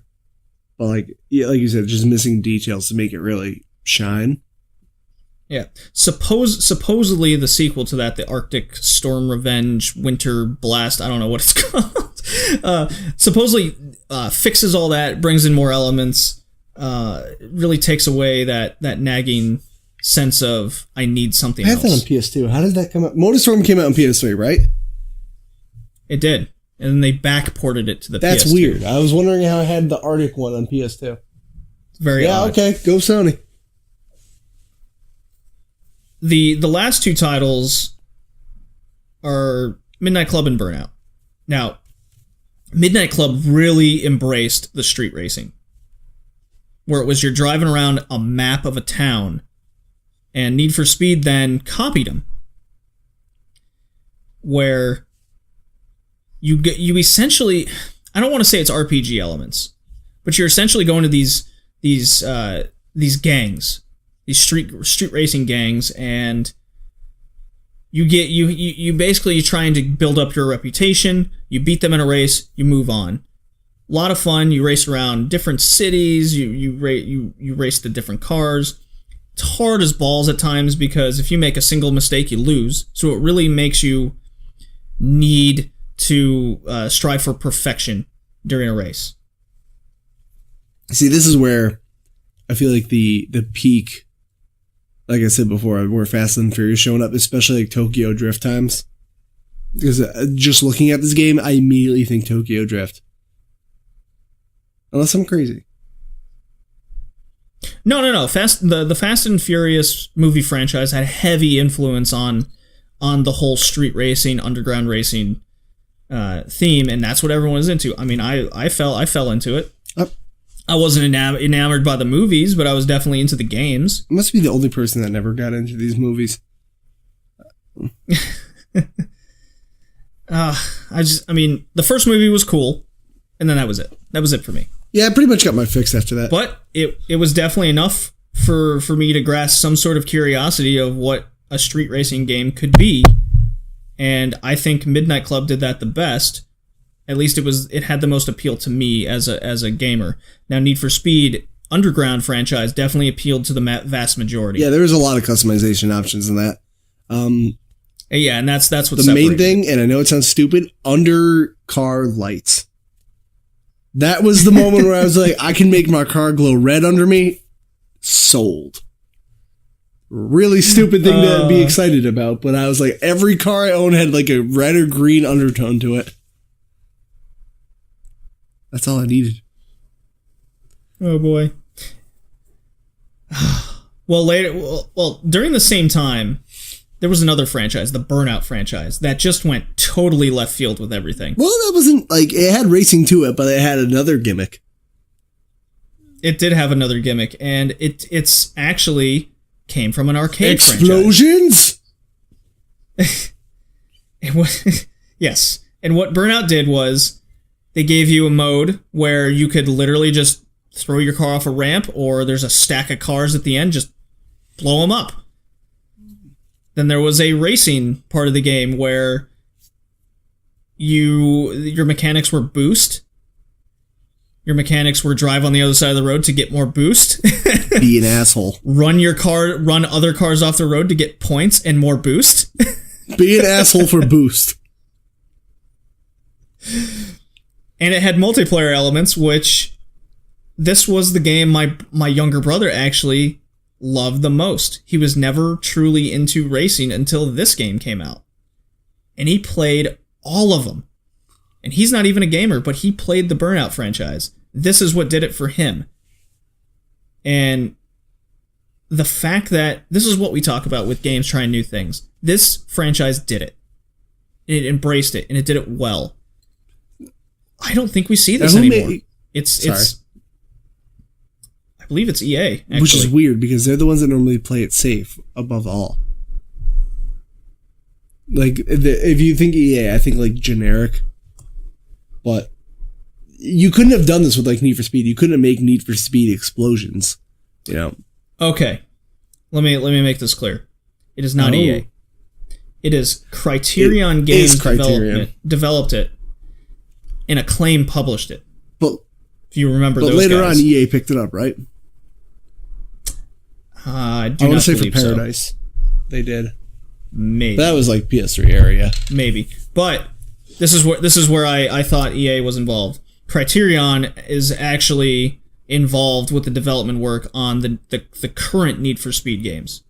So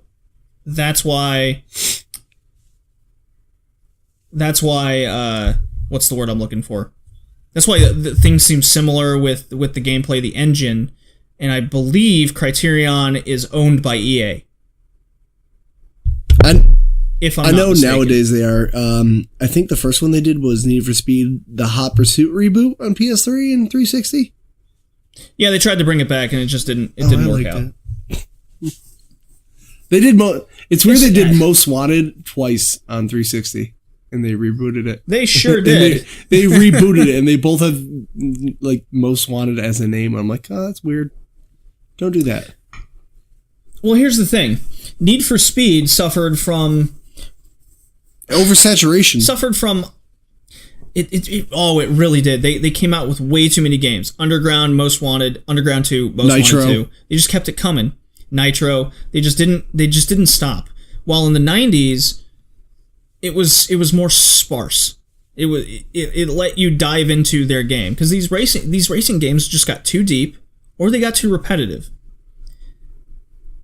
Now, what has happened since this era? Because this era defined a lot of games. You had so many choices. What were you going to pick? My brother's case, he ended up with Burnout because it was so much different than anything else.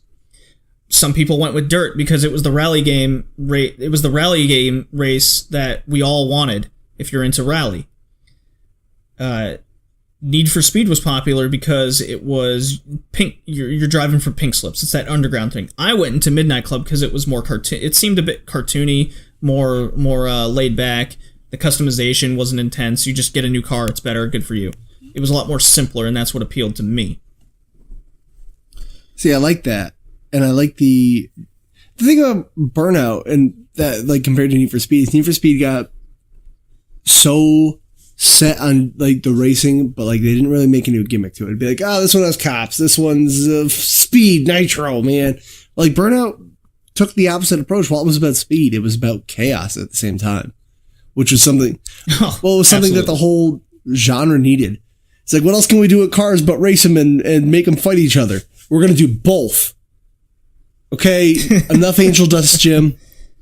Hear me out, man. We're going to make explosions while they race. All right, Burnout's happening. We're making this thing. And it was just nice and refreshing to see something being done with cars. You know, it's a simple idea, granted, but... Yeah, and I feel like they didn't overstay their welcome. I want more Burnout. As soon as they started seeing, I think it was Burnout Paradise. That was the last one. There's probably one after that, and then they're just like, we're done. I mean, I enjoyed the Burnout games. Did I need to get every sequel? No, because they do the same thing. They tried one thing, they did it well, they expanded upon it, and then they were done. The only difference I would say, like the first three games, you could probably take or leave at any point, but when you get to Paradise, it becomes a whole different game. Paradise is like an open world kind of thing. Now that leaves us off with where we're at today in the racing franchise. Again, full disclosure, Josh and I are going to talk about the Forza v Gran Turismo, which is today's main rivalry.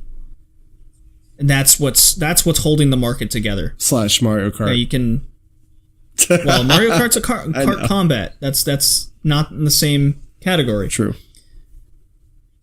Gran Turismo really blew it with GT6, so we'll see what happens with GT7 coming out. They have a lot of ground to make up. Forza franchise, it's never been up to that level, but it's sure getting there quickly. Well, you have. I don't know how many they're even on. That's Forza versus GT. That's simulation versus a little more arcadey. The problem being is that they're exclusive to each brand. That's kind of the I know, point. but it's like, imagine if GT like got to compete with Forza, you'd really see who would sell what more in the same system. That's a weird theory. I think it's obvious just to see by the numbers. Yeah, fair enough. Science. Anyways, alternative cars. There are 3 games that have come out recently. All those games we mentioned before are gone, more or less. We might see another Need for Speed down the line. We might see another Burnout Midnight Club-esque type of game. Who knows? What we're left with now are 3 titles that have tried to dive into the market of Forza and Gran Turismo, and that's Project Cars, Drive Club, and The Crew. Forza, Drive Club, and The And Crew. just a little rundown to give you guys a little picture in your head of what each one is. Project Cars is made by Bandai Namco. Drive Club is made by Evolution Studios, but that's a straight Sony Computer Entertainment published game. And then The Crew is an Ubisoft game. You could just put that game down right now if you're thinking about picking it up. So, we'll get to The Crew. So the first one's Project Cars. VR compatible. No, that's Drive Club. Oh, I thought Project Cars had a VR thing. No. Well, it shows what I know. Yes. Project Cars is an extremely expansive game. It's extremely detailed. Tons of courses. I think there's over 100. There's 30 locations to drive in. There's over, I think, 60 cars or something crazy. It's what we can call a sandbox racing game. We saw that start with Need for Speed Underground and Midnight Club. This takes the sandbox to a whole new level based on the hardware it's on. Now, how did it perform is where these are all my opinions, right? Virtual reality will be supported, so I will back you on that. Yay! Kevin. It will be. It's supposedly. When will it come out? Who knows? Tomorrow. Okay. If they do this well in VR, because I don't think it's confirmed if Gran Turismo 7 is going to have VR option. It would make sense to do it. I would hope they would. It would make sense. Project Cars is not a PS4 exclusive. It's on everything. It's had Oculus development. It's had HTC Vive development. So the virtual reality will be there. Can Project Cars be that next step in gaming? We talk about trying something new. VR, is that something new? Will it be executed properly? That remains to be seen. Hope. I mean, I can't imagine it takes a lot of effort to take that first-person view you can do in every racing game nowadays and pop it on a helmet. I know it's more than that, but we'll see. The one big downside to Project Cars is it's a bare bones racing game. The cars look pretty. You have a lot of courses. Okay, that's great. So do other racing games nowadays. The VR is really its only option at this point. It's a king of like where I said graphics kind of help racing games out. It helps it out, doesn't make it. Right. Okay. You're right. The graphics can be as good as they get, but is the racing there? And from what I played to it, I was like, There's better options, sure. Honestly. I feel like this is Need for Speed from 10 years ago.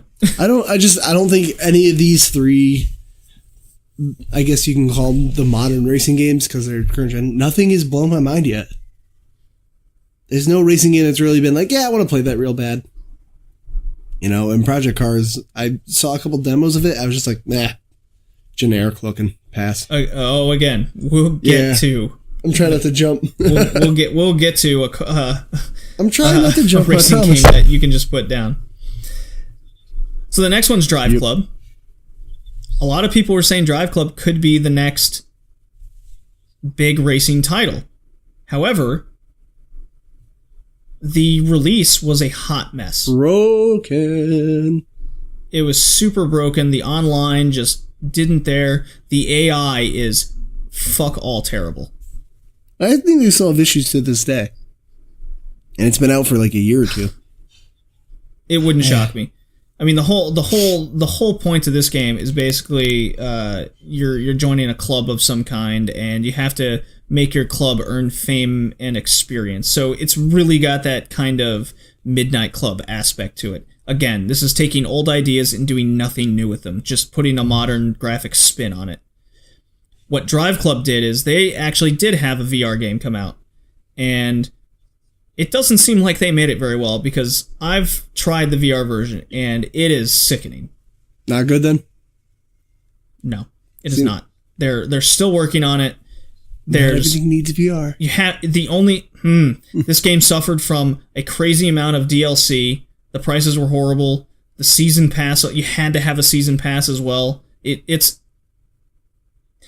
because its release was so bad, they then later made the DLC and the service free. I couldn't imagine paying a subscription for a racing game though. That'd be stupid. Sony thought they could really make a bunch of money on that, and hey, the idea is there, but when you have zero know-how of execution, this is what happens. And Drive Club has turned out to be a hot mess of potential. Just wasted. It's not... I'm waiting for a good racing game, and I actually was kind of excited for Drive Club, but... So many people are. It's still not working. What does everyone keep going back to? You're just like, well, I know Forza is going to be coming out on the Xbox. I might have an Xbox. I'm just going to get that. Yeah. In the case of Sony, everyone that played Drive Club was just like, well, shit, maybe I should have just waited till the next Gran Turismo game. At least I know that won't be broken. I never even understood why Drive Club had to exist. I thought their big racing franchise was Gran Turismo. And then Project Cars was on all of them, but that turned out to be just a bland it's racer. Generic. Didn't do anything special. It's very generic. Old ideas being just putting modern spin. Now, the game we really want to talk about. No, I don't. We love new ideas. I love new ideas. Kevin, do you like new ideas? Not this one. What happens when you take this brand new idea and decide to take a giant deuce on it? Man, Ubisoft made it. The Crew. The silence speaks wonders. The Crew. This is The Crew. You know, full disclosure here, I love Ubisoft when they make a good title. I'm proud of them when they make a good title. But you want to know what will kill a game? When I look on a console box. Now, this is different for PC because they always got their interwebs and stuff. But when I see online connection required, I go, great, this is going to be a coaster one day, isn't it? This is going to be a game that's going to be irrelevant in about 3 years. I think it's irrelevant now. Honestly, it was supposed to be an MMO racing game kind of deal. Oh boy, which sounds terrible. It shouldn't have happened. It was bad. So, for those who aren't familiar with The Crew was developed with the full intention in being a sandbox racer with RPG elements. Now, what this means is you can level up your car by gaining the experience and also leveling up, I believe, the driver as well. What? Not 100% sure on that, but the fact is that you could level up your car in races much like you would level up a character in a role-playing game. But I just don't even understand what that would, mean. How would you execute that? I tried playing it. It's just Ubisoft didn't know how to do that. That's very obvious. It's just a weird combination. I wouldn't put MMO and racing game together. But Ubisoft took all the drugs that day and they're like, we got it. I got this. And then they fucked it up. I mean, there's no other way to describe this game other than a hot mess. Racing games are meant to, again, my opinion, of course. There's 4 things you need in a racing game. Longevity. Yes. When you're in some sort of tournament mode or arcade mode. 3rd place or above finish to go to the next course. None of this first place only nonsense. Well, that's impossible with this game, too. Multiplayer. Well, it's your only choice. The game has to be damn good to not have multiplayer. Oh, this is bad. And the 4th one is something that we've seen, and The Crew has made this 4th one a thing. online only. Nah, I'm good though. Is when you have online only, you've already taken away longevity, and that now means you've taken away multiplayer because now you have to be online. You have to be online to do it. Yeah, they kind of.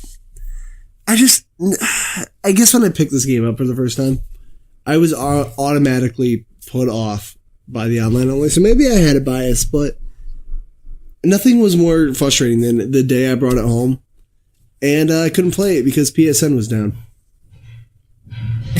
So good. And I'm sure if this came out, I don't even remember if it came out on PC, but you're gonna have an easier time with that. But I couldn't even like get into the game. I think I got into like a tutorial race before I was just like, I don't even care. Like I stopped playing the turn. Like the driving felt bad. I had no motivation to find anybody. Like I had one friend that wanted to play it, but I couldn't even find him on the map. It was like so hard to like navigate. No. We could go on and on about the crew being the hot mess that it is. But here's where we're at now. We've had these 3 racing game franchises fail, all of them, except the crew more than the other 3. We had Drive Club come out as a broken mess. The crew decided to be online only with a hot mess of a sandbox element, and then Project Cars is the best one out of the group, and it's average at best. The best thing about the game is there's 100 courses or whatever. Yay. There's 4 quintillion planets. The only thing we have to look forward to is a possible VR add-on. It's just nothing is blowing my mind modern gen when it comes to racing games. And I was actually the crew being the most disappointing. I didn't even know it was online only until I got it home and I looked at the box and I was like, fuck. And just, yeah, I want to go back to the days of Need for Speed Underground 2. If we're going to do this open world thing, like, obviously that didn't have online, but like, let it be optional like GTA is, like, let me race around, make this whole world thing, do the races I want to do, but like, just connect online and like, oh, another player is with me on the map somewhere. Like, don't make it a requirement. Yeah, I've read that it takes 45 minutes of real time to drive coast to coast in the cruise map. Wonderful. Like, really? It's not exactly a big world. I can go outside and drive my own car for 45 minutes. I don't want to do that. And actually get to a coast of some kind. I don't want to do that. It really wasn't executed well. I'm sure Ubisoft or whoever, I don't think publisher or whoever made it, but like they had the best intentions, but god damn it, just put it back. Bad game. It's modern racing games are falling apart. It really saddens me to say that one of my favorite genres growing up is in the state that it is. When the only thing I can look forward to is hopefully Gran Turismo 7 doesn't take a hot dump like Gran Turismo 6 did. Yeah, good luck. So it's a rough state the genre's in now. Luckily, arcades still seem to be thriving with at least one racing game. Daytona. I'm seeing Cruisin' USA and Cruisin' World more and more in arcades, and that's not a good sign. No, but I think we're getting. I think the default of every developer's mind is we got better, fancier graphics while we just make a super realistic racer, and everyone's just like, yeah, I guess we could do that. That's fine. But like nobody's getting creative like what they did with. We'll never see another thing like Burnout. I don't think. I don't think we'll see another Burnout. We'll never see another Blur. We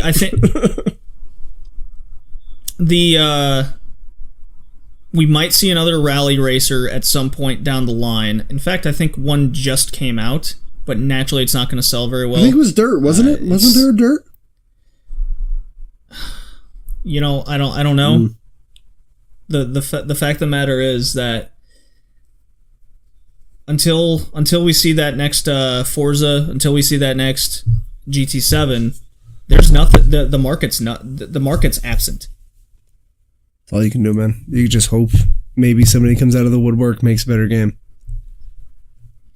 It's going to be an indie. Yeah, we're almost... Yeah. Go on. What's up?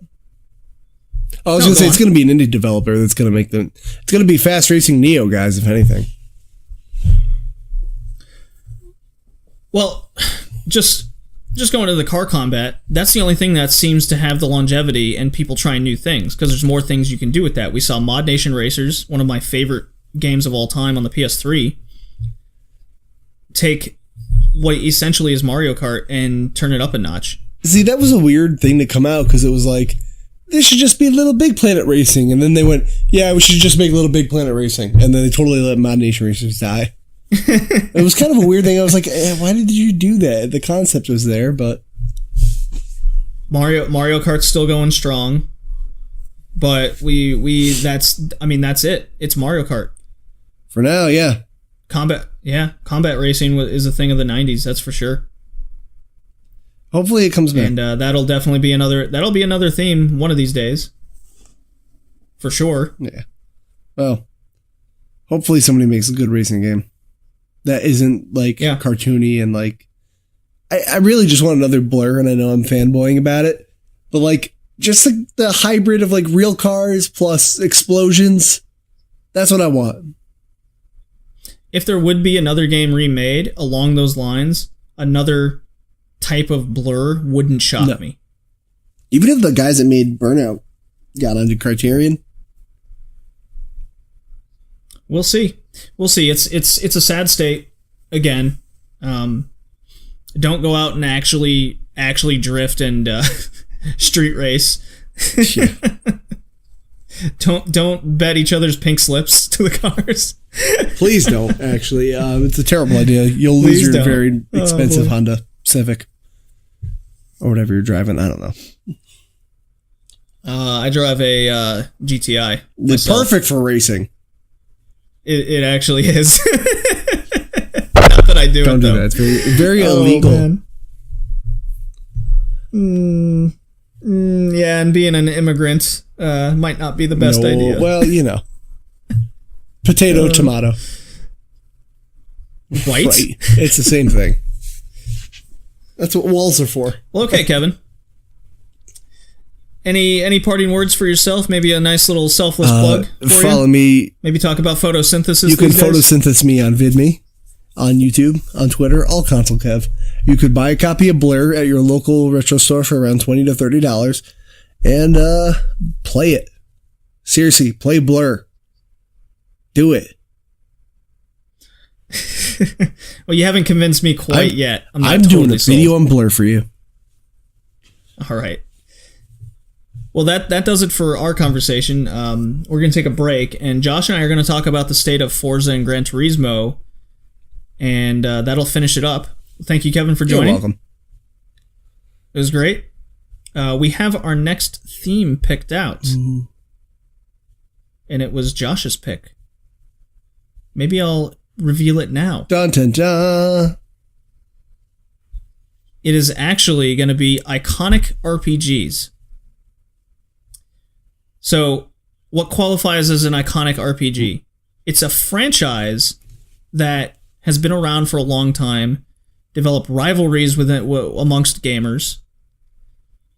Maybe it was a console exclusive that maybe it still is a sort of console exclusive. So what games did we pick for them? Well, you're just going to have to maybe wait in the coming weeks. Maybe I'll post it on Twitter of what games were chosen. We still have one more game to pick. So we'll see what happens with that. I'm excited for this theme. I knew the RPG theme was going to come at one point down the line, and it's gonna be a good one. I got RPG in my mind, but I was told they weren't iconic. They're Come not on. iconic. It has to sell. It got greatest hits. It's not selling yes, it well. is. There's a difference between iconic and cult classic. Well, you know what? We can argue that in the next podcast. Because you weren't the only one that held that opinion. I had to veto it. Fine, whatever. It's your show anyway. No, it's all of our shows. I am not a fascist dictator for the Red Leaf Retrocast. Yeah, make the Red Leaf Retrocast great again. Oh boy. Well, it is red, the color of communism. Yeah, see, we're on the right track. On the right track. We're going to talk about Forza versus Gran Turismo, how they're going to be alike and how they're going to be different, and what separates the two. Even though, if we look at it from just a simple gamer's lens, there's not really a difference. What do you think, JD? Well, I mean, if we want to dive right into just Forza versus Gran Turismo, Gran Turismo's the long-lasting series, while Forza is the one that is more or less left over from the oversaturation of games we experienced in the early 2000s. Yeah. From my experience playing the two games, they're very identical to each other, yet very much different, and that's more or less in terms of just Forza. Yeah, I had written down in my notes that the games are pretty much the same. Just like I had said earlier, they have their own little niche details that they focus on themselves. I couldn't agree more. Why don't you go over what Forza's about, and then I can go over what Gran Turismo's about. Okay, so Forza, it seemed to me that they were more into the cars, the weather detail, the atmosphere. They were more into how the game looked, right? The one thing that I noticed too, and I don't know if you did, Forza has a wider lineup of cars that range in variety, whereas like Gran Turismo, for example, they focus more on like the Japanese cars. Like I believe that Gran Turismo has pretty much every version of the Mazda RX-7 or the Nissan Skyline, whereas they have like maybe few Dodge Chargers, right? You're not wrong. So Forza seems like it's focused more on like the detail of the game and the wider lineup of cars. They really try to pander to every single person, whereas GT seems like they're focused more on like the more stock racing cars. Forza also had more tracks, making so that it felt like you're racing a different race every time. Mm-hmm. Making it feel more, I guess, authentic. That's the way you're not constantly running the same races all the time. Right. I noticed also that Forza has better simulation rules and more realistic features when it comes to car damage. Like, so if you're going over debris, your car has the tires have a chance of blowing out. Yeah, and and it wasn't originally like that, but over time it's developed into a very real type of game. Yeah, they definitely focus. Like I said, they focus more so on the realism and the details. Like you can only do so much when it comes to racing, right? Yeah, they even touch on how aerodynamics come into play in the game, and I don't think Gran Turismo really puts that into perspective. Well, with the new Gran Turismo, to me, it really seemed like they were focusing on having the driving seem as realistic as possible, whereas Forza kind of made it seem more for fun, you know what I'm saying? Yeah, it's almost like they swapped positions in this last iteration. But at the same token, I say that, but Forza actually has, and they're really focused on this, the online racing, which is every game's got that. If you make a racing game, everyone's got the competitive online. But here's the difference. Forza will actually give you an online racing license to tournament winners, which is basically the F1 equivalent, but for online playing. That's crazy. Yeah, they'll actually give, there's referees, there's judges, and they'll give you these licenses if you win these tournaments. And I thought that was incredible. I thought that was awesome, now you can definitely see why it seems more like a racing simulator game that's built around for fun and around the detail and the atmosphere than it is, whereas GT is more focused on the driving and the stock cars, right? Yeah, so Gran Turismo started out in the mid-90s. I believe the first one came out in 1996, and graphics and gameplay were limited, but what Gran Turismo did was it kind of set a standard for, this is what we want a simulation driver to be. Yes. They wanted to make it as realistic as possible per the time, and it's really evolved from there, just expanding where it could at the right time. Yeah. Gran Turismo 2 was more or less the first one, just made it better. And then when we got to Gran Turismo 3, they really got into real life scenarios, like you said, with kind of an evolution of Forza. Now, when we got to Gran Turismo 4 and 5, that's when you started seeing more parts in the cars becoming important for races, and yet it still maintained this arcade-esque feel. Yeah, that was one of the things I had noticed too about Gran Turismo, was it focused more on the car details itself. Yeah. The other thing was, and this is what I believe it was Gran Turismo 4 that started it, was the interior of the cars, where if this one particular car in reality, I think it was a Bugatti that was in the game that they put. Okay. I could be mistaken on that, but the real-life Bugatti comes with a briefcase in the back where then you can put decals and whatnot on your car, and in the game, said briefcase is also in there. When you go into the showroom and you're tweaking and whatnot, you can open up the trunk and there's a briefcase inside.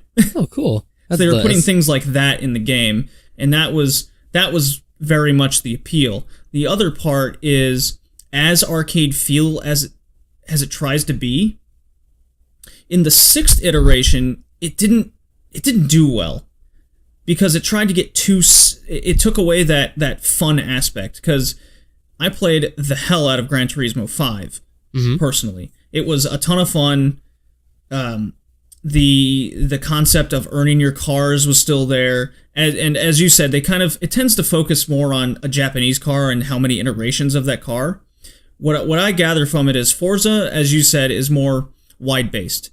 I think Forza is more for a Western audience, particularly in North America, because it's Xbox, Microsoft, therefore the cool cars are what matter. Gran Turismo, as you said, focuses on more or less stock, specific races where you have to have these specific cars.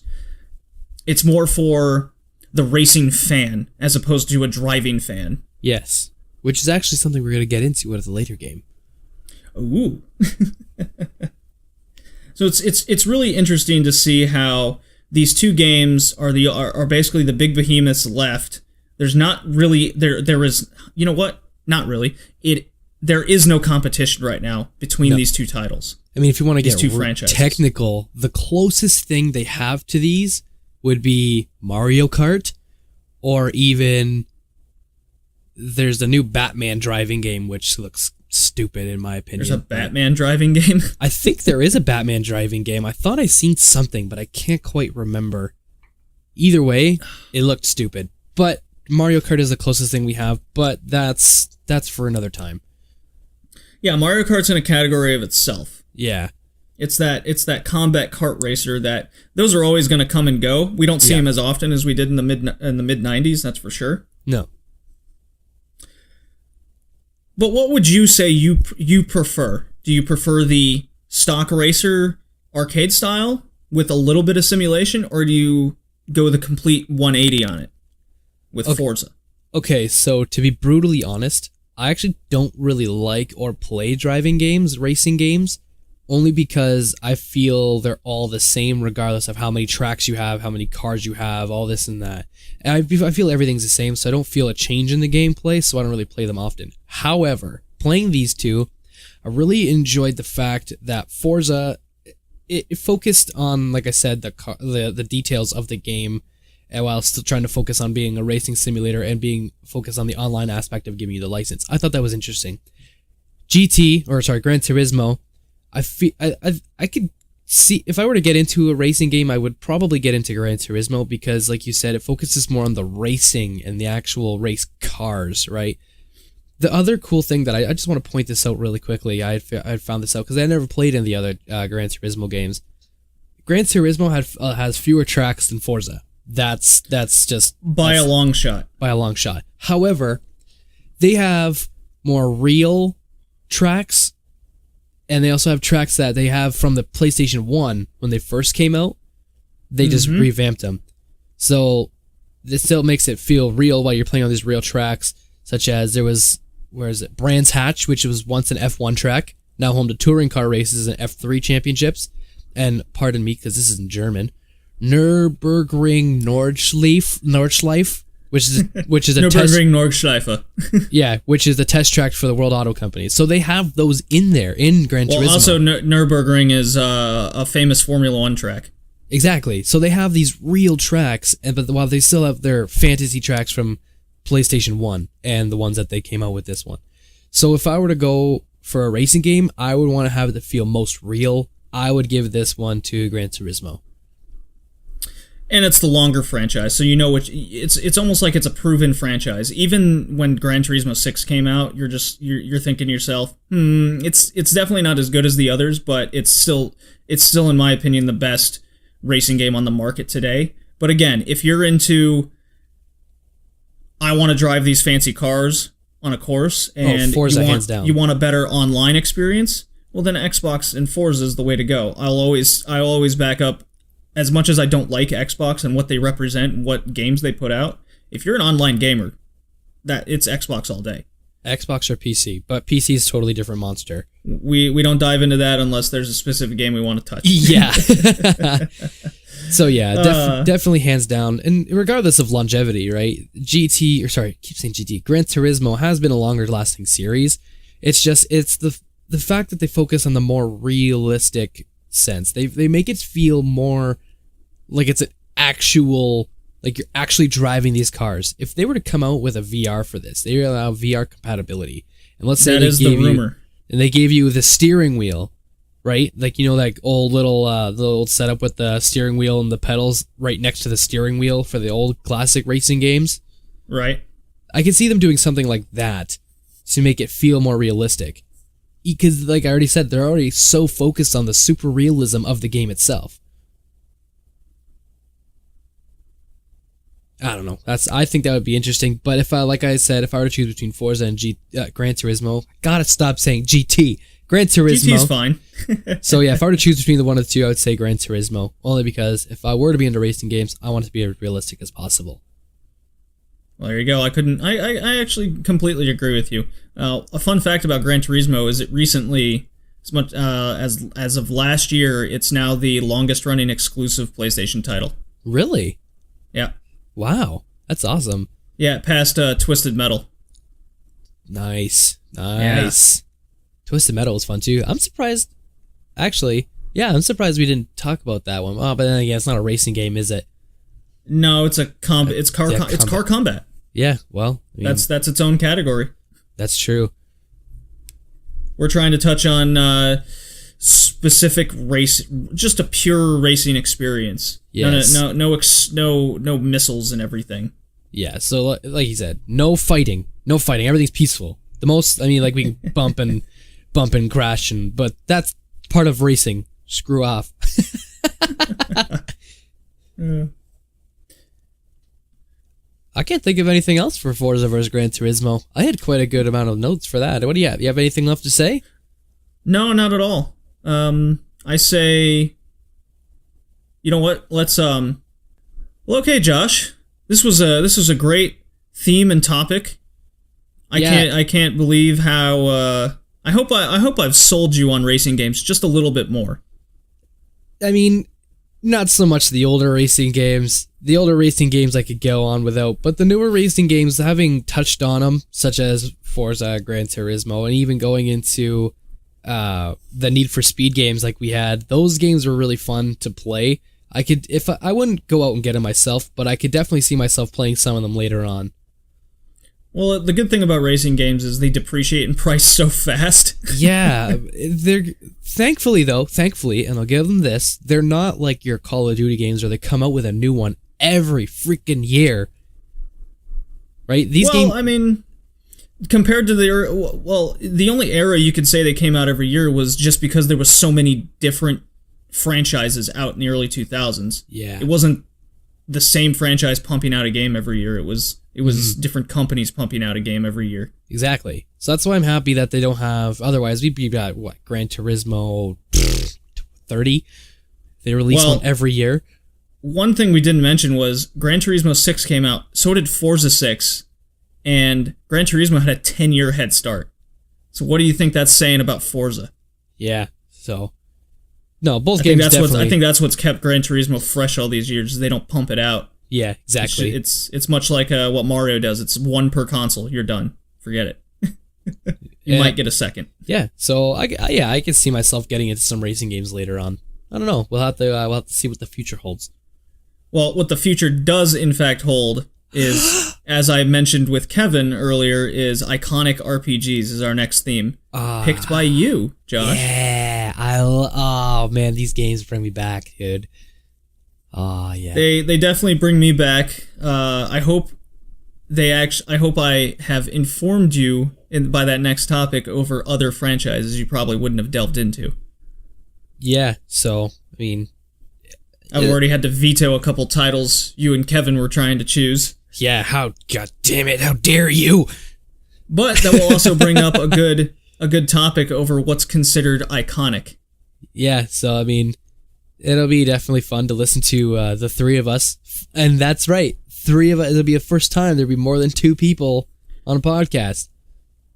A little treat Hopefully. for you, a little treat, special little treat for you listeners out there. Which I thank you. I'm surprised how well we're doing, and honestly, it's really rewarding, and I appreciate everybody that listens to this. Well, me too, Josh. I'm looking forward to more podcasts in the future, more topics, more themes.